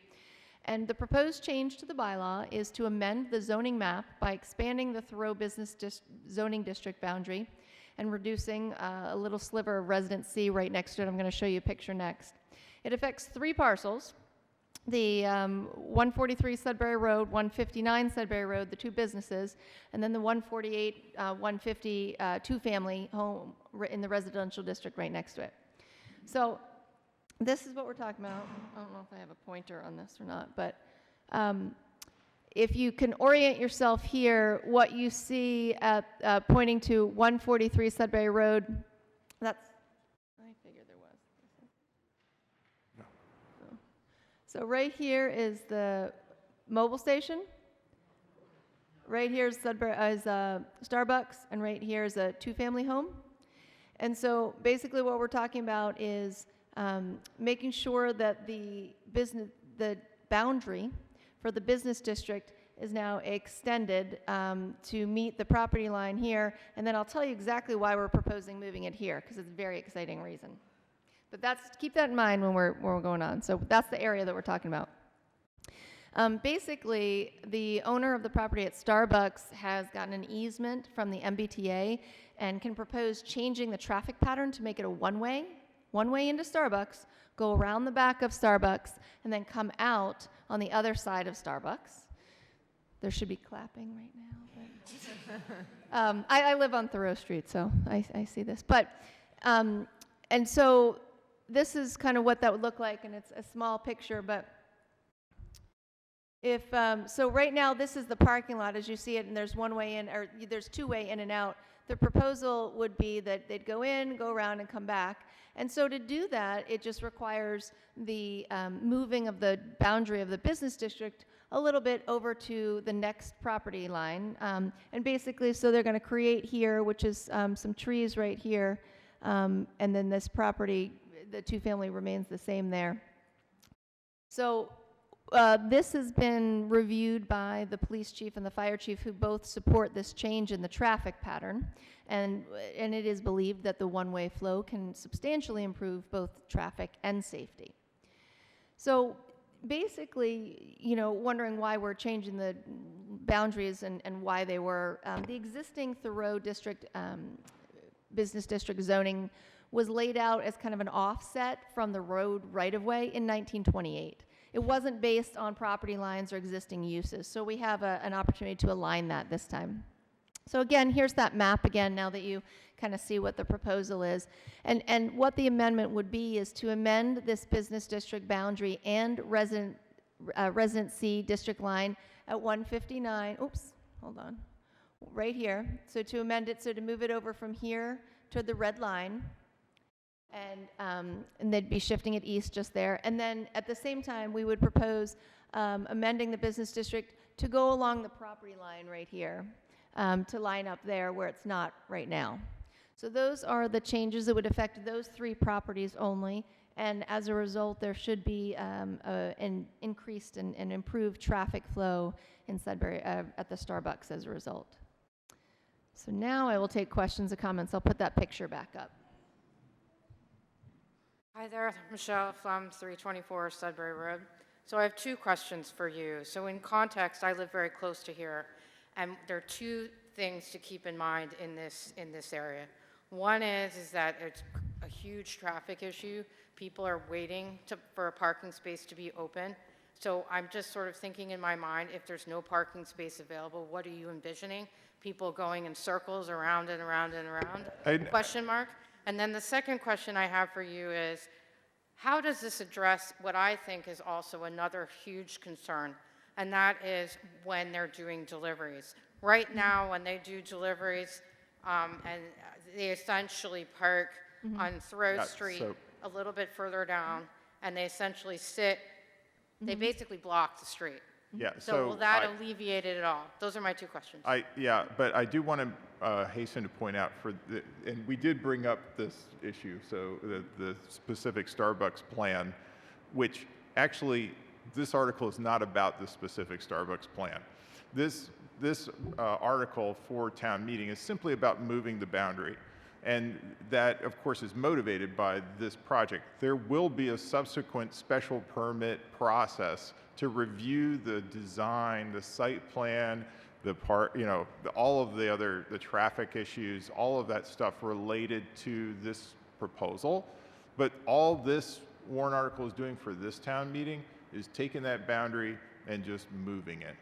So that's why we won't have and we can't have answers. We don't have a special permit application in front of us to evaluate. We do have this sketch, but we really, at this stage of the game, are simply making the zoning aligned so that such a proposal could be made. So then can you clarify when we, as people who live in this area and walk by it every day and essentially worry about getting run over, where is that process of when will that process come into play? So, will we have a say at all about any of this discussion ever? Yeah, so first of all, very similar to the last process, that we'll put in this, assuming this passes at town meeting, then it has to be certified by the Attorney General, and at that point, you would see, most likely, I would assume that they're just as anxious as anyone else to kind of make this happen now that they got the easement. Then you'd start to see a special permit application come in where you could weigh in. Yeah. So there will be public comment. There'll be a Thank you very public much. process, yes. Hi, Karen Silver, 164 Thoreau Street. My question does pertain to the moving of the boundary lines. Now, around the mobile station, yes, your map shows that the business district lines will move to the property line, but across the street, you're actually extending the business district, yes, across the existing property line for 148 and 150.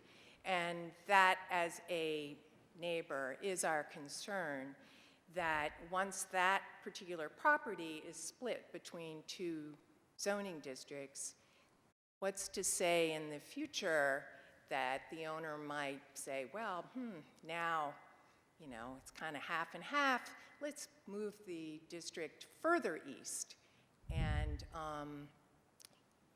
make the two-family house, now change that in as part of the business district. And that would have to come before town meeting.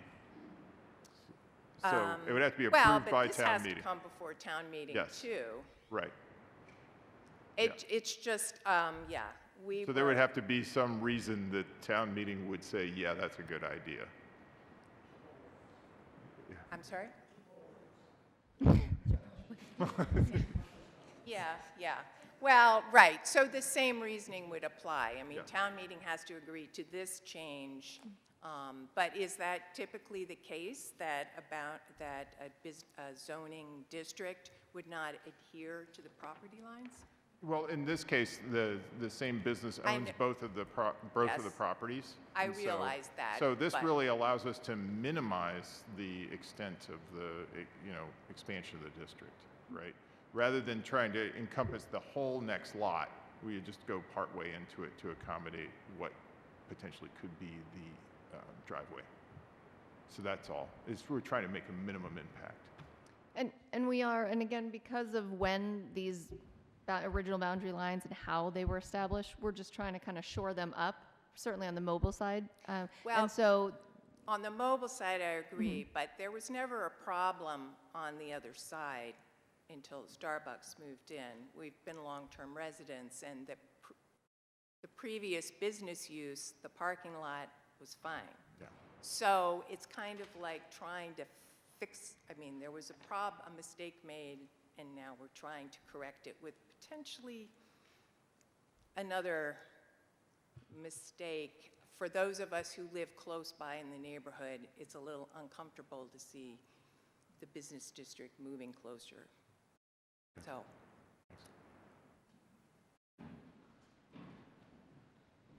Hi, Jack Madigan. If you could just go to the one with that one there. So her comment was correct. The 148, 150, you are slicing that. So there is, underneath that red line, there is no blue line, correct? That's right. It goes through the middle of the lot. Yeah, it's really described by, you know, map plot dimensions. Okay, because I thought on one of the things I thought it said we're adhering it to the property line, which works for the, yes, for the Right. mobile So, station. yeah, so there's But two then we're different- not doing that for the Correct. existing thing. Did the previous line go to where that, to the left, the blue line there on the, This is the current line where you that's the see current, hatched. Yep. but you're not extending it just to that property line, Correct. that blue line. You're Yep. continuing it so that they can do the driveway so that they have an exit. That's right. And So- we don't know what that exit would be like. It's not going to be a left only or a right only. That would have to go before everything. That's all gonna Right be- now, to exit the parking lot, you can only take a right. In theory. You're right, depending on traffic and everything else. Okay. Well, I mean, you know, that's the law. Yeah. It's not often obeyed, but I'm not yeah. arguing that. I just wanted to clarify. Thank you. Sure. Okay, seeing no other questions, let's move on to Article 38. Ms. Overdahl talking about fairs, bazaars, antique shows, suppers, and dances. Have some fun. Am I clicking? Yeah. Oh, okay. You're the clicker. Yep. Okay, can you hear me okay? I'll let everybody leave first. Nobody wants to stay for this?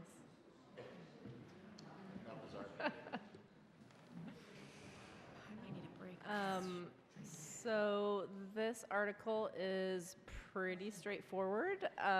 We are simply proposing to add philanthropic organizations to the list of parties that would fall under this.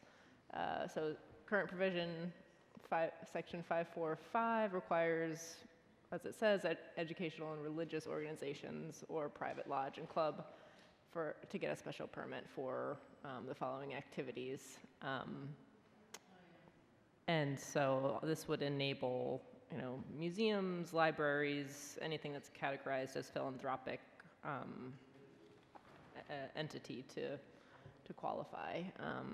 That's, as everybody's probably aware, that's a growing sort of activity for those organizations. So they're currently unable to go through this process. So through the special permit process, this is what is already sort of required, and philanthropic organizations would be subject to this as well. Abutters would be notified. Items such as number of people, site logistics, and parking would be discussed, and then review and comment from the town department, so it's still required. Any questions or comments? Yes.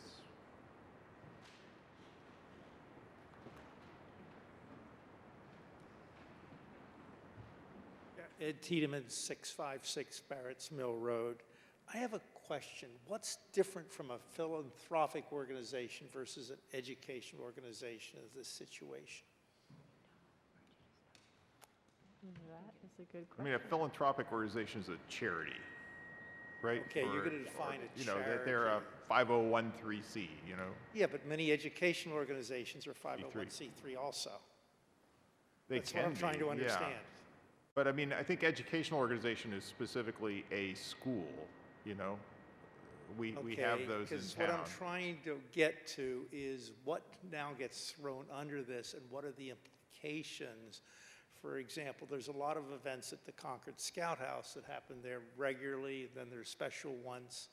Do they end up having to go through an entire permit process for their normal, these types of events?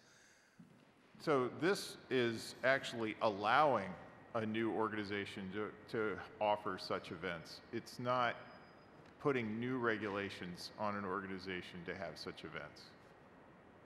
Okay. That's what it's doing.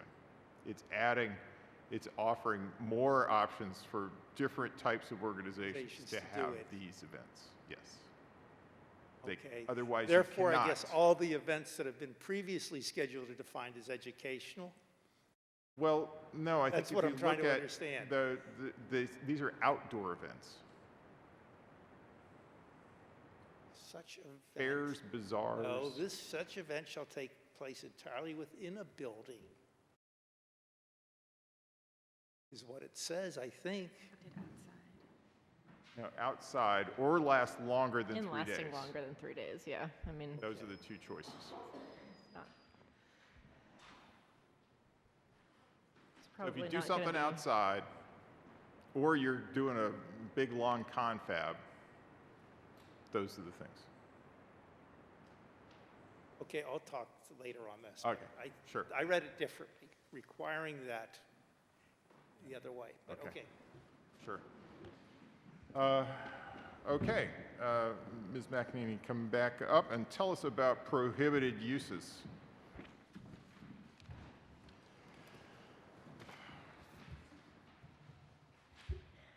Hello again. Article 39 relates to prohibited uses. And this relates to the principal use regulations that are outlined in the zoning bylaw. This is merely a clarification on one aspect of the definition of prohibited uses. And it's to bring it in line with the way that this is interpreted right now by the folks in the town. So right now, prohibited uses incorporate a list of uses and items that are prohibited in the town, such as salvage yards, open-air storage of junk, mobile home park, billboards, slaughterhouse, and trailers. So this amendment clarifies what is meant by trailers. Or rather, it clarifies what is allowed for a trailer. It clarifies that the bylaw is not intended to prohibit parking a registered or otherwise lawful landscape trailer, camper trailer, horse trailer, or any kind of trailer that you're going to tow along. So if you want to haul your jet skis to the Cape, that would be fine. The prohibited use is meant to be limited to an unregistered trailer or something more like a mobile home, something that is being habitated on the property. So it's pretty straightforward. Are there any questions or comments on that? And to clarify, you can have your fifth wheel mobile home trailer. It's just you can't live in it. Thank you. On the property. You can park it.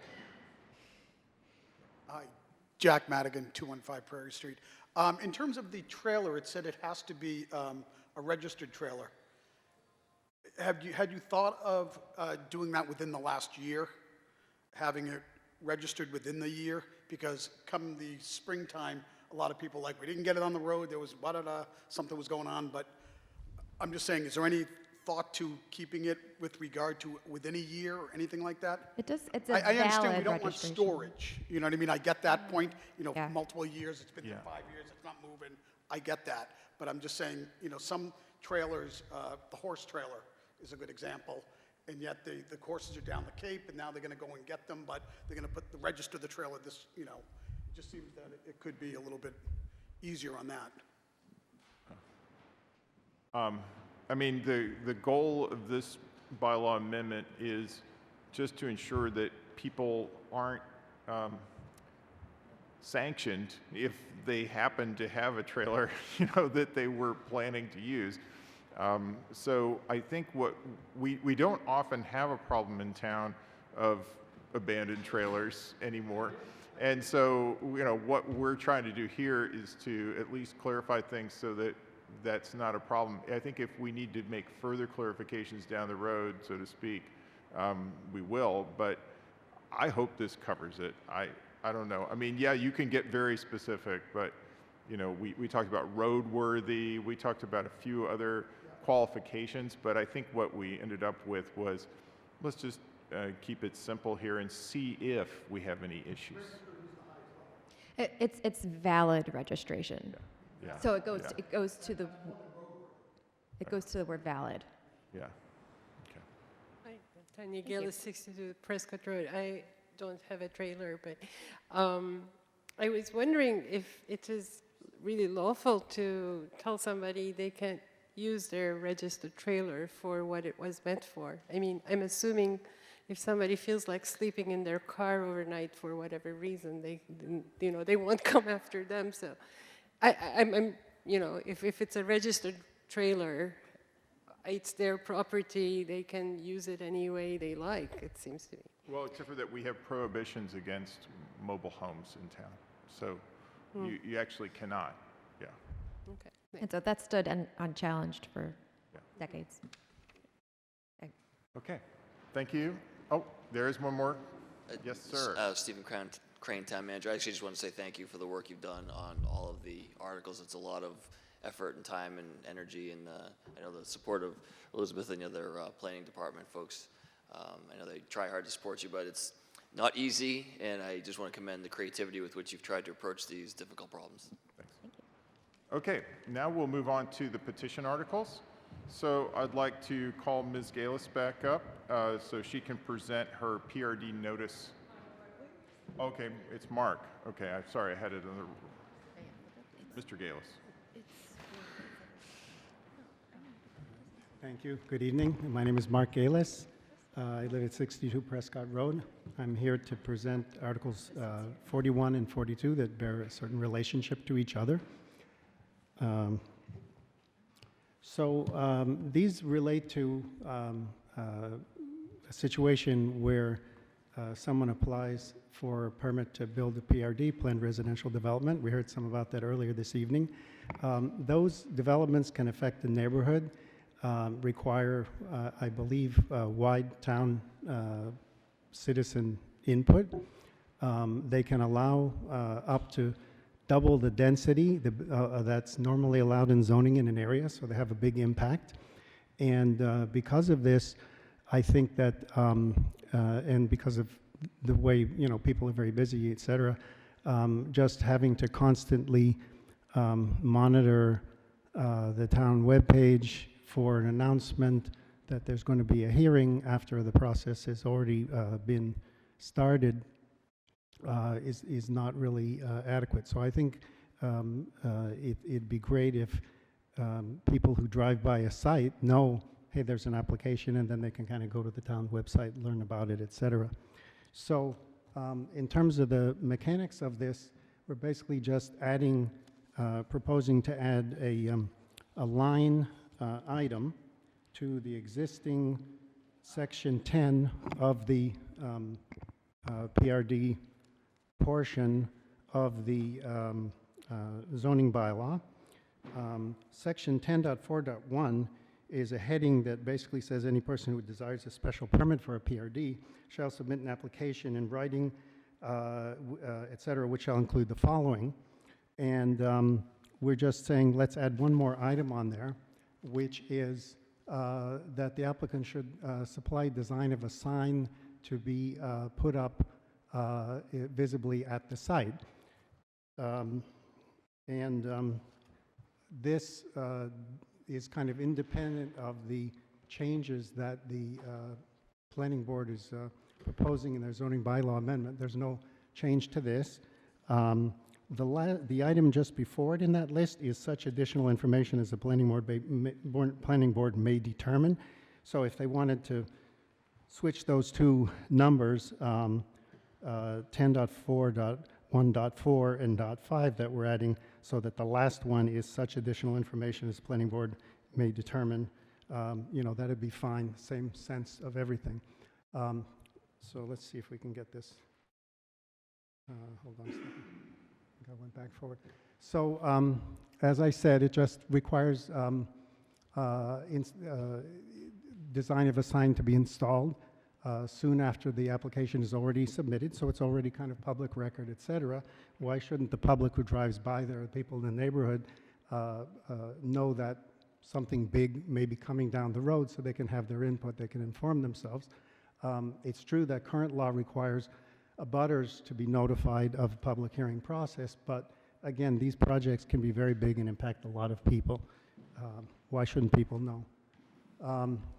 Again, the intention is just to inform people. It'll encourage people early on. It'll also potentially help developers to get this kind of early feedback, so it isn't kind of dribs and drabs that people are sort of saying, oh, I didn't know this was going on, I didn't know this was going on. They spend a lot of time redesigning and re-architecting and et cetera, et cetera. So, you know, why not get it out in the public right away? Doesn't interfere with the planning board article, as I said, and would apply whether the planning board's endeavors are approved or not. One more comment is that Tanya and I have been, my wife Tanya and I have been kind of mentioning this to people, starting with a few select board members back in October 2018, and I appreciate that the planning board, with all the much more complicated things they've been trying to do, didn't want to tackle one more bylaw, but I think it should be put to the town, whether, you know, this seems like a beneficial idea. And again, the sign should just say, planned residential development special permit application submitted, and it can say anything else the applicant wants to put on it. Okay. Any questions? So since this is a petition article, the first round of questions goes to the other members of the board. So do other board members have any questions or comments they'd like to make on this bylaw amendment? Anything? Okay, I actually have a question, which is, are there any interactions between this and the town's sign bylaw in terms of posting requirements, posting term, types of property that you can post a sign on? Right. Well, I mentioned that there's this Article 41 and Article 42. So in order to address that concern that had been raised, I think town planner had mentioned it and at a meeting when we sort of brought this up. We're also putting forward by petition Article 42, which will add to the non-zoning regular type of bylaw regulating signage in the town, that this type of sign shall be an allowed usage. This type of sign shall be allowed. And then what would be the effect of this passing but the next one not passing? Well, that would be a problem. Okay.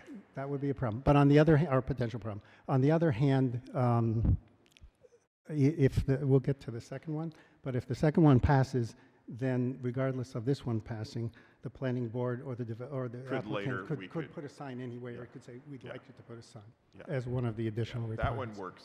That one works. The other way wouldn't work so well. Yeah, okay, thank you. So if there are no other questions, you have one? Sure. I guess what's probably going to be two questions. So maybe this was somewhere else, or you mentioned it. Is there anything about what the requirement of the size of the sign would be? And the second question, kind of related to that, you mentioned in your in what you were saying that it would need to have planned residential development special permit application submitted, and then you said, and the developer could potentially put something else on there. So I could imagine a sign where the developer has a wonderful image and language, and then at the very bottom says that there. So is there anything that's going to be there to make it clear what's going in? It's a good point. So we thought about that, and I think it should be, the words are, it says that the words should include it in a manner legibly visible from the nearest public right of way, so they shouldn't be too small. This is part of materials being supplied to the granting, authority. So if it looks like bogus, I think the granting authority would look on that unfavorably. That should be an incentive for the applicant to kind of, play fair. And I'm sorry, there was one other question.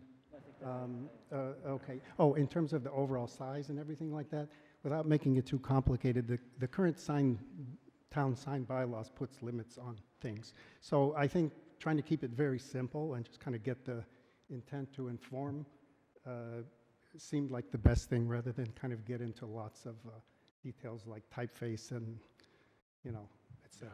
Okay, thank you. So let's move to questions from the public. Yeah, Ellen Quackenbush, 206 Perry Street. I really love this idea, and to have it to simply be an announcement, planned residential development special permit application submitted. And I think what happens is, as the gentleman said, abutters are notified, but we are seeing in Vision 2030 that we're trying to do a community-wide planning for West Concord and for a lot of Concord towns and subdivisions, sub parts of the town, and I think this would allow citizens to be aware and think ahead of the, not having to peruse the website to begin to consider what might be their wishes and what might be best for the town. So I think this is a really great petition, so I support it.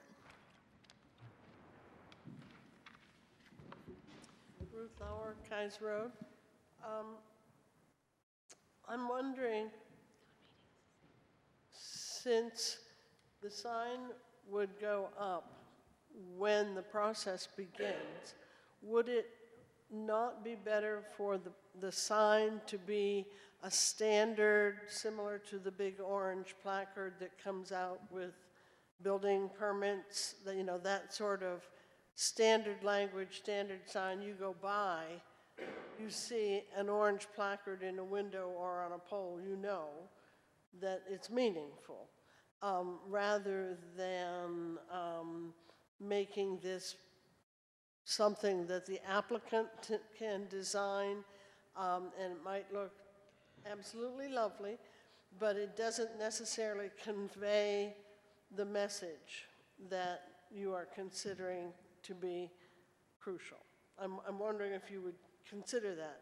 The second question is, are you assuming that notice to the abutters would be the standard planning board notice, X number of feet or yards to define who's an abutter? Or are you thinking just across the street? Okay, to answer the second one first, this is not intended to in any way change notice to abutters or any of the existing laws. This is a totally separate thing.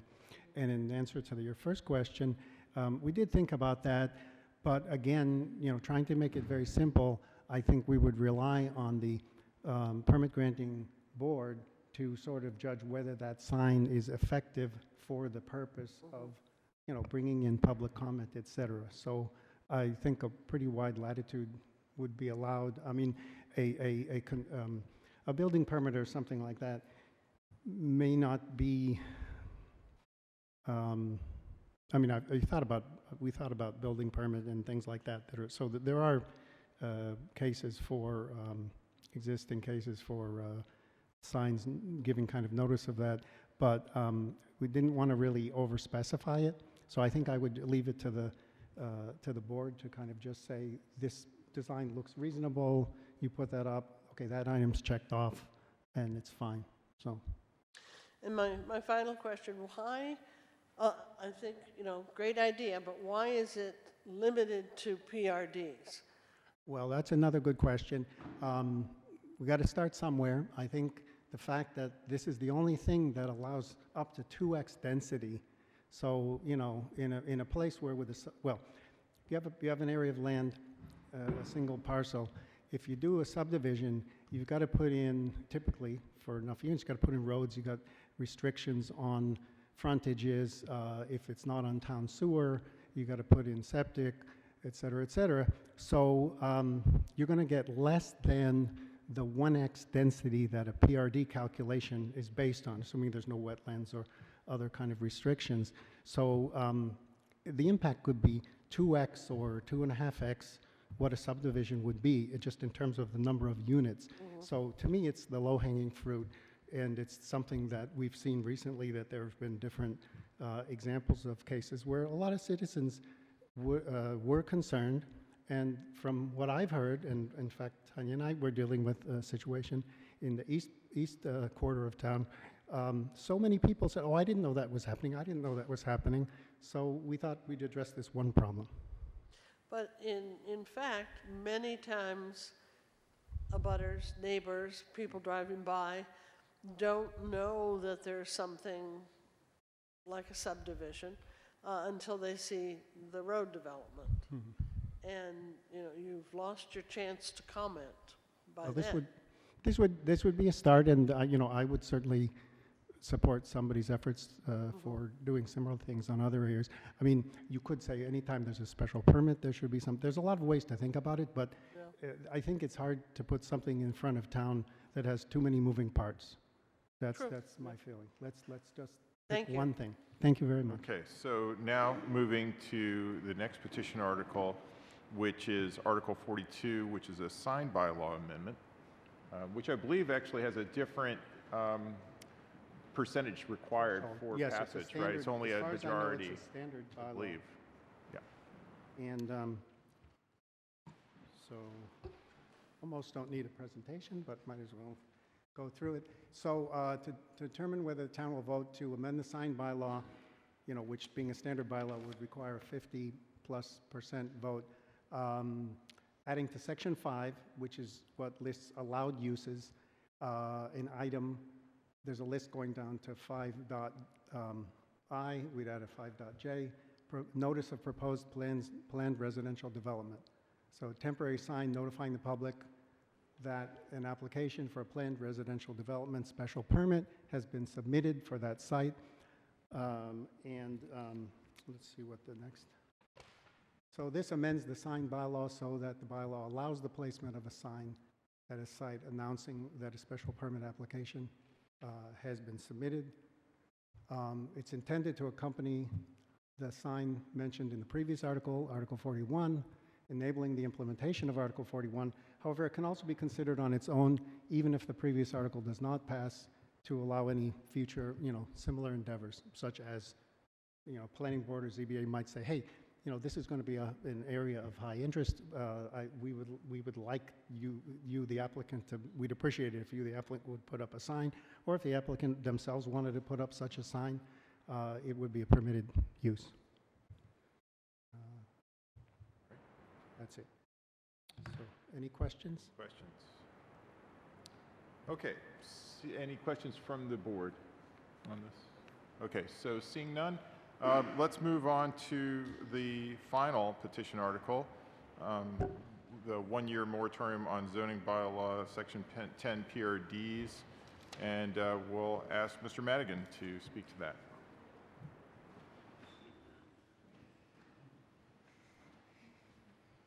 Do I have to start it? I'm sorry. Up, there it is. Am I able to control this?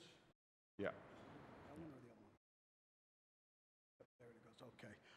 This is Jack Madigan, 215 Prairie Street. And this is actually a PRD moratorium. It is based on the Envision Concord Bridge to 2030 report that was adopted by the planning board in 2018 and voted and approved by the select board also in 2018 in July. The point of the 2030 plan was basically to really start to look at Concord's carbon neutral future. Okay, how are we planning for the future environmentally, sustainability, and conservation on all different facets?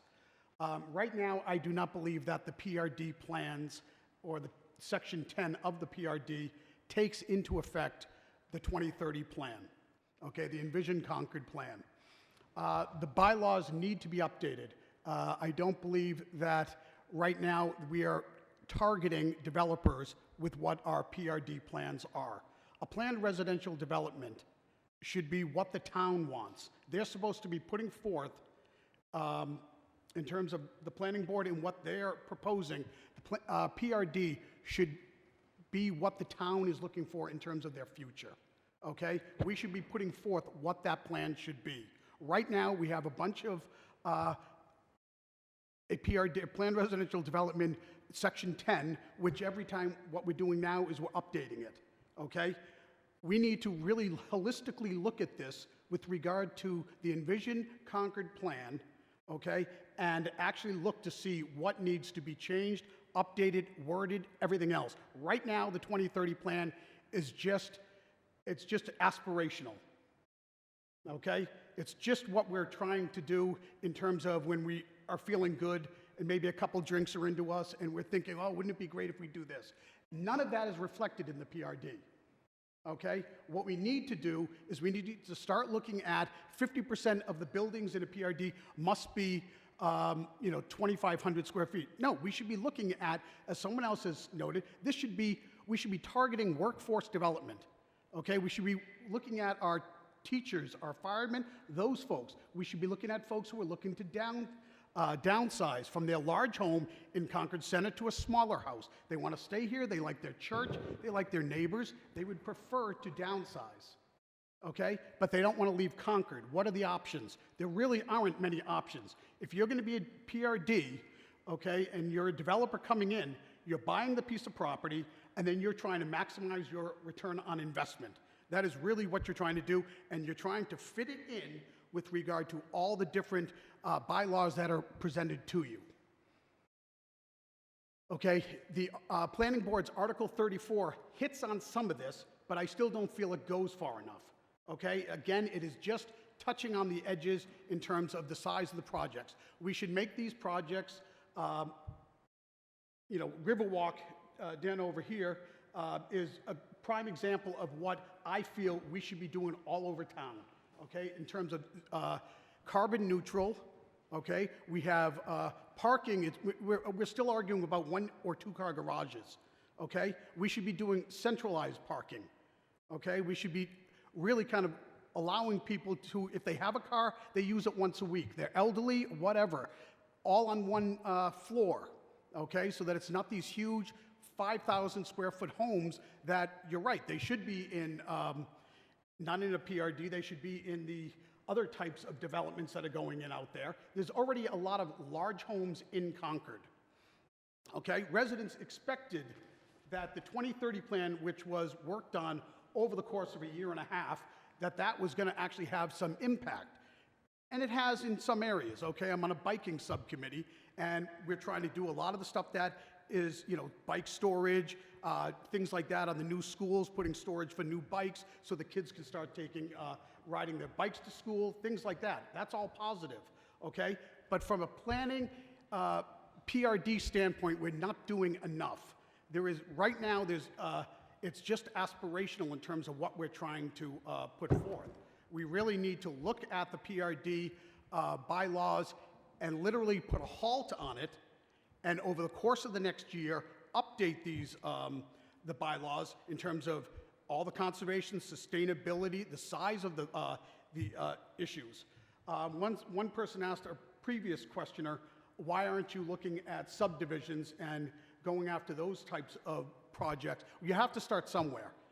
PRDs are one area that we're running out of land for PRDs, first off. We're in terms of where we're looking to put these. Okay, so we're starting to come down to a finite amount of spaces around town where a PRD would actually go, or a subdivision would be able to go. We need to start to be pushing back on contractors and developers that are coming into our town for a reason. They want to be in Concord. We get it. But we need to raise the bar for letting them into the town. These are the things, if you're going to do a PRD, you need to do. Okay? And we should, hold firm on that. Okay, everyone's like, well, then they're going to do a subdivision instead. Well, I could only do one of these this year, okay? Next year, we're doing subdivisions, okay? I think we need to really start looking at making this much more in terms of carbon neutral and really start going after sustainability. We're never going to get there. I mean, we have to start being concerned with the environment and everything else, and it's just not being accomplished, okay? We need to do more, and we need to do it faster. And the easiest way to make the biggest impact is to go after these large projects, okay, and to really put in some real standards on that. Here's just a few things. We're seeking a carbon neutral future. We need to start having the PRDs make a positive impact, okay? All of our new schools, we're doing that with the schools that we're all building. Okay, the new middle school, it's all sustainable, green. Okay, we should be doing that with all of our new buildings in town. In a historical town, you lack an area that you can't hit the historical areas in terms of solar panels on the roof and things like that. But all new stuff you can try to get there with, okay? And we should be working harder on that. I just don't believe that the Envision Concord document that the town took so long, adopted, and voted on is where it stops. I really do believe that we need to use that as a blueprint, for going forward in this town and for doing all of our future development. And here's just the Article 43 as it states, and it wasn't really reflected on the document agenda tonight, places a one-year moratorium on approval of zoning bylaw section 10, the PRDs. The planning board will not accept or review any new PRDs for a one-year period until next town meeting, okay, when we would bring back the language and then adopt it, hopefully, okay? And it needs to reflect the vision and goals set forth in the Envision Concord Bridge to 2030. Okay, our long-range plan that we've been considering. Unless we change the wording, the town itself will not be covered legally in terms of when we go to these meetings, we're having the meetings with the developers, and we're describing things from the 2030 plan that we would like to see in their development, and it's not there. We have, what do you mean? That has never been adopted. Even though the select board took it on, it's not in our bylaws, and it needs to be. Thank you. Okay, so starting with questions from the board. Questions about this? No. I do have one. Excellent. What is your question? So my question is, what is the specific language in the comprehensive long-range plan that is tied towards residential development and sustainability of residential development that you're referring to in being, reflecting the vision and goals? I mean, when I look at the plan, I see just the specific, goals here to basically consider raising the energy saving requirements of the building code with the long-term goals consistent with the sustainability framework, which is another thing that we have. And it's basically consider EV plug compliant for each garage, require solar on 3-story buildings, and consider enhanced R value requirements on new construction. That's the most specific requirements I can find. And I think actually what happened was when we went back and we're trying to propose the Section 10 changes, I looked through this and I was surprised how modest the recommendations were. And I think what we find is that the conversation is accelerating about sustainability and that we've already moved beyond this. And in fact, the recommendations that we've made, I think, are in some sense more aggressive than what's being proposed in the comprehensive long-range plan. So I just don't see the premise reflected, in this document that you've got stated as the basis for your amendment. Right. It's the aspirational manner in which the document was written that we need to get past. We need to go towards putting limits on what we're looking at. But it doesn't even aspire to some of... Oh, sure it does. Well, I think it's shocking if you actually look in there and look for residential development specifically and the specific sustainability. It directly says workforce housing, which we're not targeting in this. So what I would recommend is tie your presentation to the specific recommendations. That's what I'd suggest rather than a broad statement. Okay. Okay. That's just a suggestion. You're saying for town meeting? Yeah, for town meeting. Okay. Okay. Yeah, I would just say the more you can pull out like the very specific language, the better the presentation will be. Okay. More helpful. Okay. If there are any other comments from the board, then let's go to the Okay, public. Ellen Quackenbush again from 206 Prairie Street. I get what you're saying about it being aspirational and vague, and maybe that's a challenge to the planning board, is that I think that most people in town, myself included, thought that we'd be carbon neutral by a certain date and that we would have our employees in town be able to live in town. So I think what Jack is saying is maybe there's a gap between that and vision, which I believe people didn't think were aspirational. We thought that that was a plan, that, the planning board, which has been so innovative in terms of what you've done for this current town meeting, take up the lance, I'd say, and go further for our children, workers in town, and so forth. I just think you need to go farther, faster. Thank you.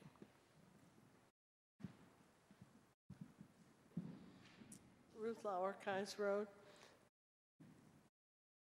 Are you planning on a new committee to do the work that will update and include and reflect the vision? Or are you thinking that the planning board, in their free time, will do this? And number two, what would be the metrics? What do you envision would be the new plan, the new? The new metrics I view is a PRD which adheres to workforce housing. Green. Okay. Green workforce housing, correct. Okay. Okay, which is carbon neutral, which right now is not what we're aspiring to. Okay, we're still playing on the edges, as Ellen mentioned. We need to get there sooner, okay? And what's going to happen over the next year if this is defeated, okay, and we don't have a moratorium, is we're going to, again, put a whole bunch more out there, okay, in our PRD inventory, okay, and all these projects are going to get passed because they're all acceptable right now to where the bylaws are, okay? And I'm thinking that we need to get a lot more stringent, okay? That if people and developers want to come into Concord, okay, they need to start to look at what the people here want. We don't want the 5,000 square foot houses. There's enough of those out there that are available, and they're not selling, okay? People are looking to downsize, okay, but stay in Concord. Young families are looking to move in here. Folks earlier was talking about having homes under 2,000 square feet, okay, on one level. That's what people are looking for.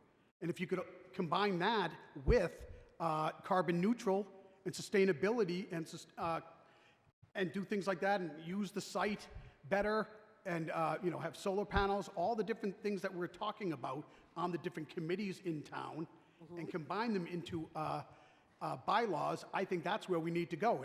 And in terms of how would this be accomplished, I would propose doing a subcommittee, and you get folks, a member from the planning board, you get a member from the sustainability committee, and the different committees, Concord Can, things like that, and you get folks who put together a subcommittee. Okay. No, I'm just thinking of staffing this committee. It wouldn't hurt to have a developer or two for their ideas. And often you do get bylaw amendment, sorry, it wouldn't necessarily, this isn't a bylaw amendment, but you would get warrant articles that would propose, for example, the creation of such a committee. But this doesn't create such a mechanism. And Matt, can I comment? What? Can I comment? Or I do want to defend a little bit the new site design criteria that are included in our proposed amendment. We did give a lot of consideration to what the major aspects of that were, and we stayed away from making specific goals because we wanted it to last over time. So I think had we included something like it must, include this exact level of whatever it is, R value, whatever, it's easier to see with the eye where we were, that it's included. But I think there was a reason that we stayed away from that, and so it might look softer than we think it is. It also, the standard that we plan to hold developers to. So I think that the amendments that we're offering are pretty good and comprehensive and consistent with the comprehensive plan. Secondly, we have to be careful not to conflict with the state building code. Right. The state building code prevails over our areas. If we can't specify a certain R value, for example, we could offer it as an incentive, but we cannot offer it as a minimum. The other consideration is that a developer can always decide that they're going to do a subdivision. And then in the subdivision case, we have no say about any of these criteria. So, it gets back to that quandary of that we want to incent developers to this alternative form of development. But if it becomes too onerous, then we lose all leverage. It becomes a subdivision. So that's really because subdivision control law is a whole different piece of state law, and we have a less say over subdivisions. Question from the public. Tanya Galis, 62 Prescott Road. I was going to actually raise the subdivision consideration as a concern that that if there is a moratorium on PRDs, then potentially applicants will go for subdivisions and insist on more, leeways for building these subdivisions. That being said, Matt, when I was on the tree preservation subcommittee, we were told both by the planning board liaison and by the town planner at the time that the planning board did have some say in, like, at least the trees and subdivisions, and I assume that goes for other factors too. I don't know the subdivision regulations that well, but that's what we were told, just to put it out there. However, again, if the PRD option is taken away from the applicants, it's possible that they will be very insistent on their rights, whatever they may be with subdivisions. I just wanted to throw that in the discussion ahead of the town meeting. Thanks. Okay, if there's no other questions from the public, then I believe that I can close the public hearing for this town meeting public hearing for planning board articles, and we will now continue our business as a board. So thank you to all who have attended for that purpose. You're welcome to stay and watch us approve some approval not required plans, which are always riveting. Okay. To endorse approval not required plans. Okay. So let's just give 3 minutes to clear the room.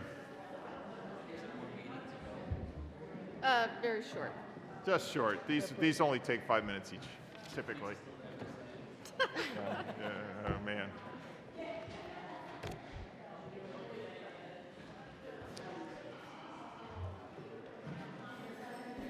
Well, it's still videotaped. Our whole, everything's videotaped, so, yeah, we stay on. We stay on live. Yeah. And it's supposed to be. Yeah. Okay. Excuse me. So we still need to continue with the regular meeting? Yeah, so What's first? you've got number 22-2, Assabet. So let me call the next order of business, which is the approval not required plan 20-2, the Assabet Nominee Trust at 2194 Main Street. Yeah, I can barely hear you. Okay. Is this mic on? This mic? Okay, we're still going. Yeah, we're still. I think we need the speakers Yeah, on you to can't the hear out extent that here, we still have an audience. Yeah.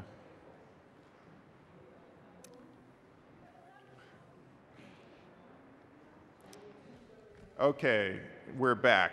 So, the next order of business is the approval not required plan number 20-2, the Assabet Nominee Trust at 2194 Main Street, parcel 2326-2.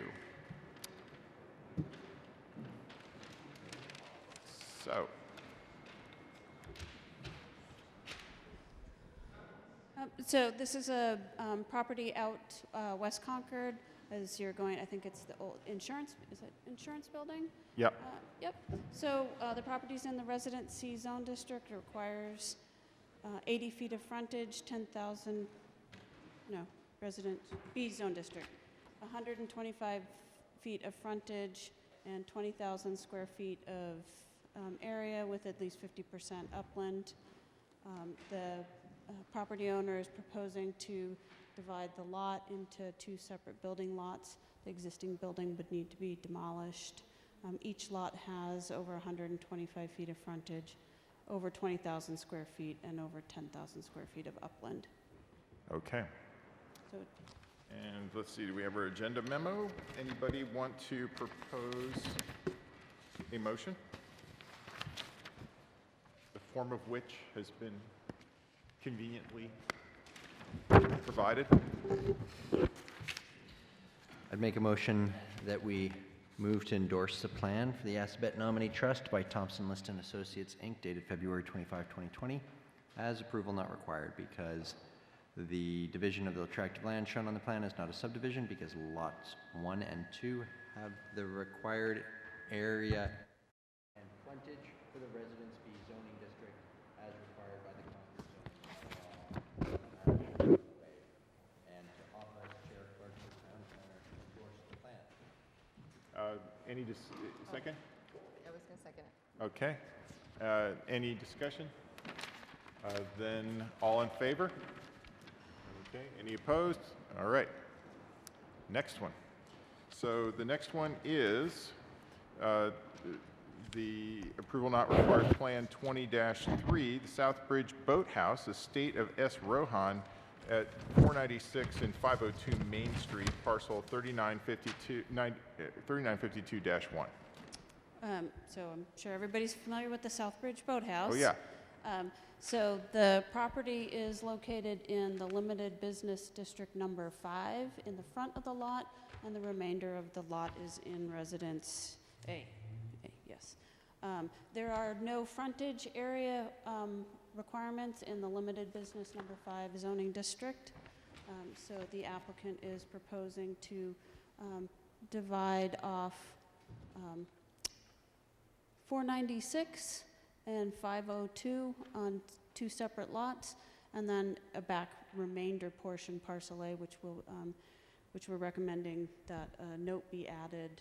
It's not a buildable lot. It's not a buildable lot, not just a non-residential lot. It specifically needs to state that it's a non-buildable lot for parcel A. Is there any minimum parcel size in the limited business district? No, there's so no you can minimum just carve it area, up as much as you want. frontage. Okay. So, Correct. so there's no criteria it needs to meet to be an A&R? I think there's a 10-foot front yard setback for a new building.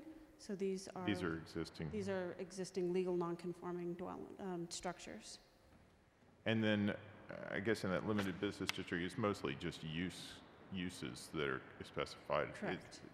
Every other dimensional requirement, well, there must be maximum heights and things like that. I believe there's maximum height and a 10-foot front yard setback requirement. Wow, okay. And What's the point? So this is the current lot? This is a current lot line? no, this is So there could currently be a one new lot. thing The whole thing is one lot? It's currently, Okay. the whole thing is one lot. Sell this off and have some. And the business district is the whole thing, or just? The business district runs almost the full front yard boundary. So this would effectively create a second business district lot? That a business could be, placed there, a new building, whatever, Could be sold and, Which is beyond the scope of the board's Decision discussion whether something is under actually an A&R buildable plan. there. It's just that a lot can be created there. That's what we're trying to say. Yeah. Okay. These things get put before us, you never know what we're going to say, so, all right. Can you just say that? You don't say the whole thing. So what portion of the property can be developed after this is an A&R? It's just where it's below that dotted line? Well, I'm not sure Well, any of it can be further developed, but which is beyond the the scope of what we're doing. We're just what the carving board's out lots here. discussing. So it's, okay. And so this is the lot that's being created. And you're right, we're doing it 3 different, So, but Is there any basis on which to decline the A&R? no. No. So If that's the it thing. meets- Well, the basis is if this lot didn't provide the other requirements, but there are almost none. So it will require, it does meet the requirements almost by definition. It seems like they could create 45 lots here if they wanted to, right? There's no minimum width, there's no, Correct. yeah, But they're not. beyond They're the just scope making of one. this A&R, Yeah. to Kate's question, I think all of the property is within the 100-year floodplain. Right, that's- So whether there's any development potential for new buildings, I seriously do not think so. All right, can anyone make a motion here, Yeah, please? I'd make a motion to endorse the plan for Southbridge Boathouse by G.C. Wilson Company, dated February 2020. Is that the full date on it? Yeah, February 2020 is approval not required because the division of the tract of land shown on the plan is not a subdivision, because Lot 1 and 2 have the required area and frontage as required by the Concord zoning bylaw on an adequate public way, namely Main Street, and parcel A is labeled as not a building lot, and is it labeled not a building lot on the plan? Or was that going to No, be? I will add that label. Okay, subject to it being labeled not a building lot. Correct. And to authorize the chair, clerk, or town planner to endorse the plan. Okay, any discussion? All right, then all in favor? Okay, thank you. And now we'll move to the third approval not required plan, which is Symes Development and Permitting LLC for 10B Highland Street, 1440, 1450, and 1468 Main Street, parcels 2407, 2408, 2409, 2423.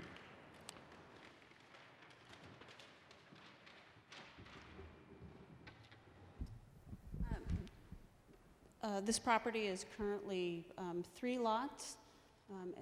You can see in your agenda memo, I think it's 1, 2, 3. So the applicant is proposing to lay out 3 additional lots. It's in the residency zone district, requires 10,000 square feet of area, 80 feet of frontage. Every lot shown on the plan, lot A, B, C, D, E, and F, all have at least 80 feet of frontage. It has 78.79 on Main Street and 127.19 on Highland Street. So this would be Lot a B. Highland Street lot. Every lot has over at least 80 feet of frontage and over 10,000 square feet. There are 2 non-buildable parcels which have been labeled not a separate building lot. So this is a completely different plan than the PRD that we looked at. This is a... I'm not discussing the PRD, I'm discussing this Right, A&R so plan this that's is, before no, the but board. just clearly then if this plan ever got executed, I'm not discussing the PRD, I'm discussing this A&R plan that's Okay. before the board. all right. Well, just to be, clear, if this plan were executed, that land It is non-buildable. I'm not discussing that. But why is that not a building lot? Currently, this is not a building lot because it does not have frontage on an But adequate frontage way. could be created. This is not a buildable lot because it does not have at least 80 feet of frontage on a public or private adequate way. So if we approve this, can they come back later? I'm not discussing that with the board. But the point is that on the basis upon which that okay. we make this decision is. No, but what I mean to does it say, have an what I mean to say is that doesn't mean that it's not buildable in perpetuity. It It's not does like not. a conservation restriction or something. No, That's they could- associated with this approval. They could come in and do a subdivision. You only need 50 feet for Which is a there. road right-of-way layout. Yeah. So when it says, when it says not a separate building lot, it just means not a separate building lot approved under this A&R. It means somebody could not come in and get a building permit to put a house on this lot. Under this plan that they're presenting. On this- Like, this A&R approval does not give them permission to build on those lots. Does not give them permission to build a single-family dwelling on those lots, correct? Right. Okay. And we don't have a lot of discretion here. This is just a fact. Okay, so can we have a motion?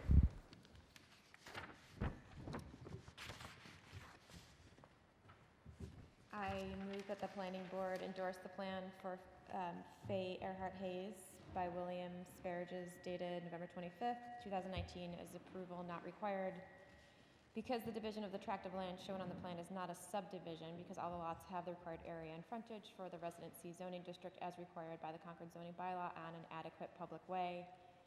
Main Street and Highland Street and parcel G and H are labeled as not a separate building lot, and to authorize the chair, clerk, or town planner to endorse the plan. Do I have a second? Second. Okay. Any discussion of this by the board? No. All right, then can I have a vote? All in favor? All opposed?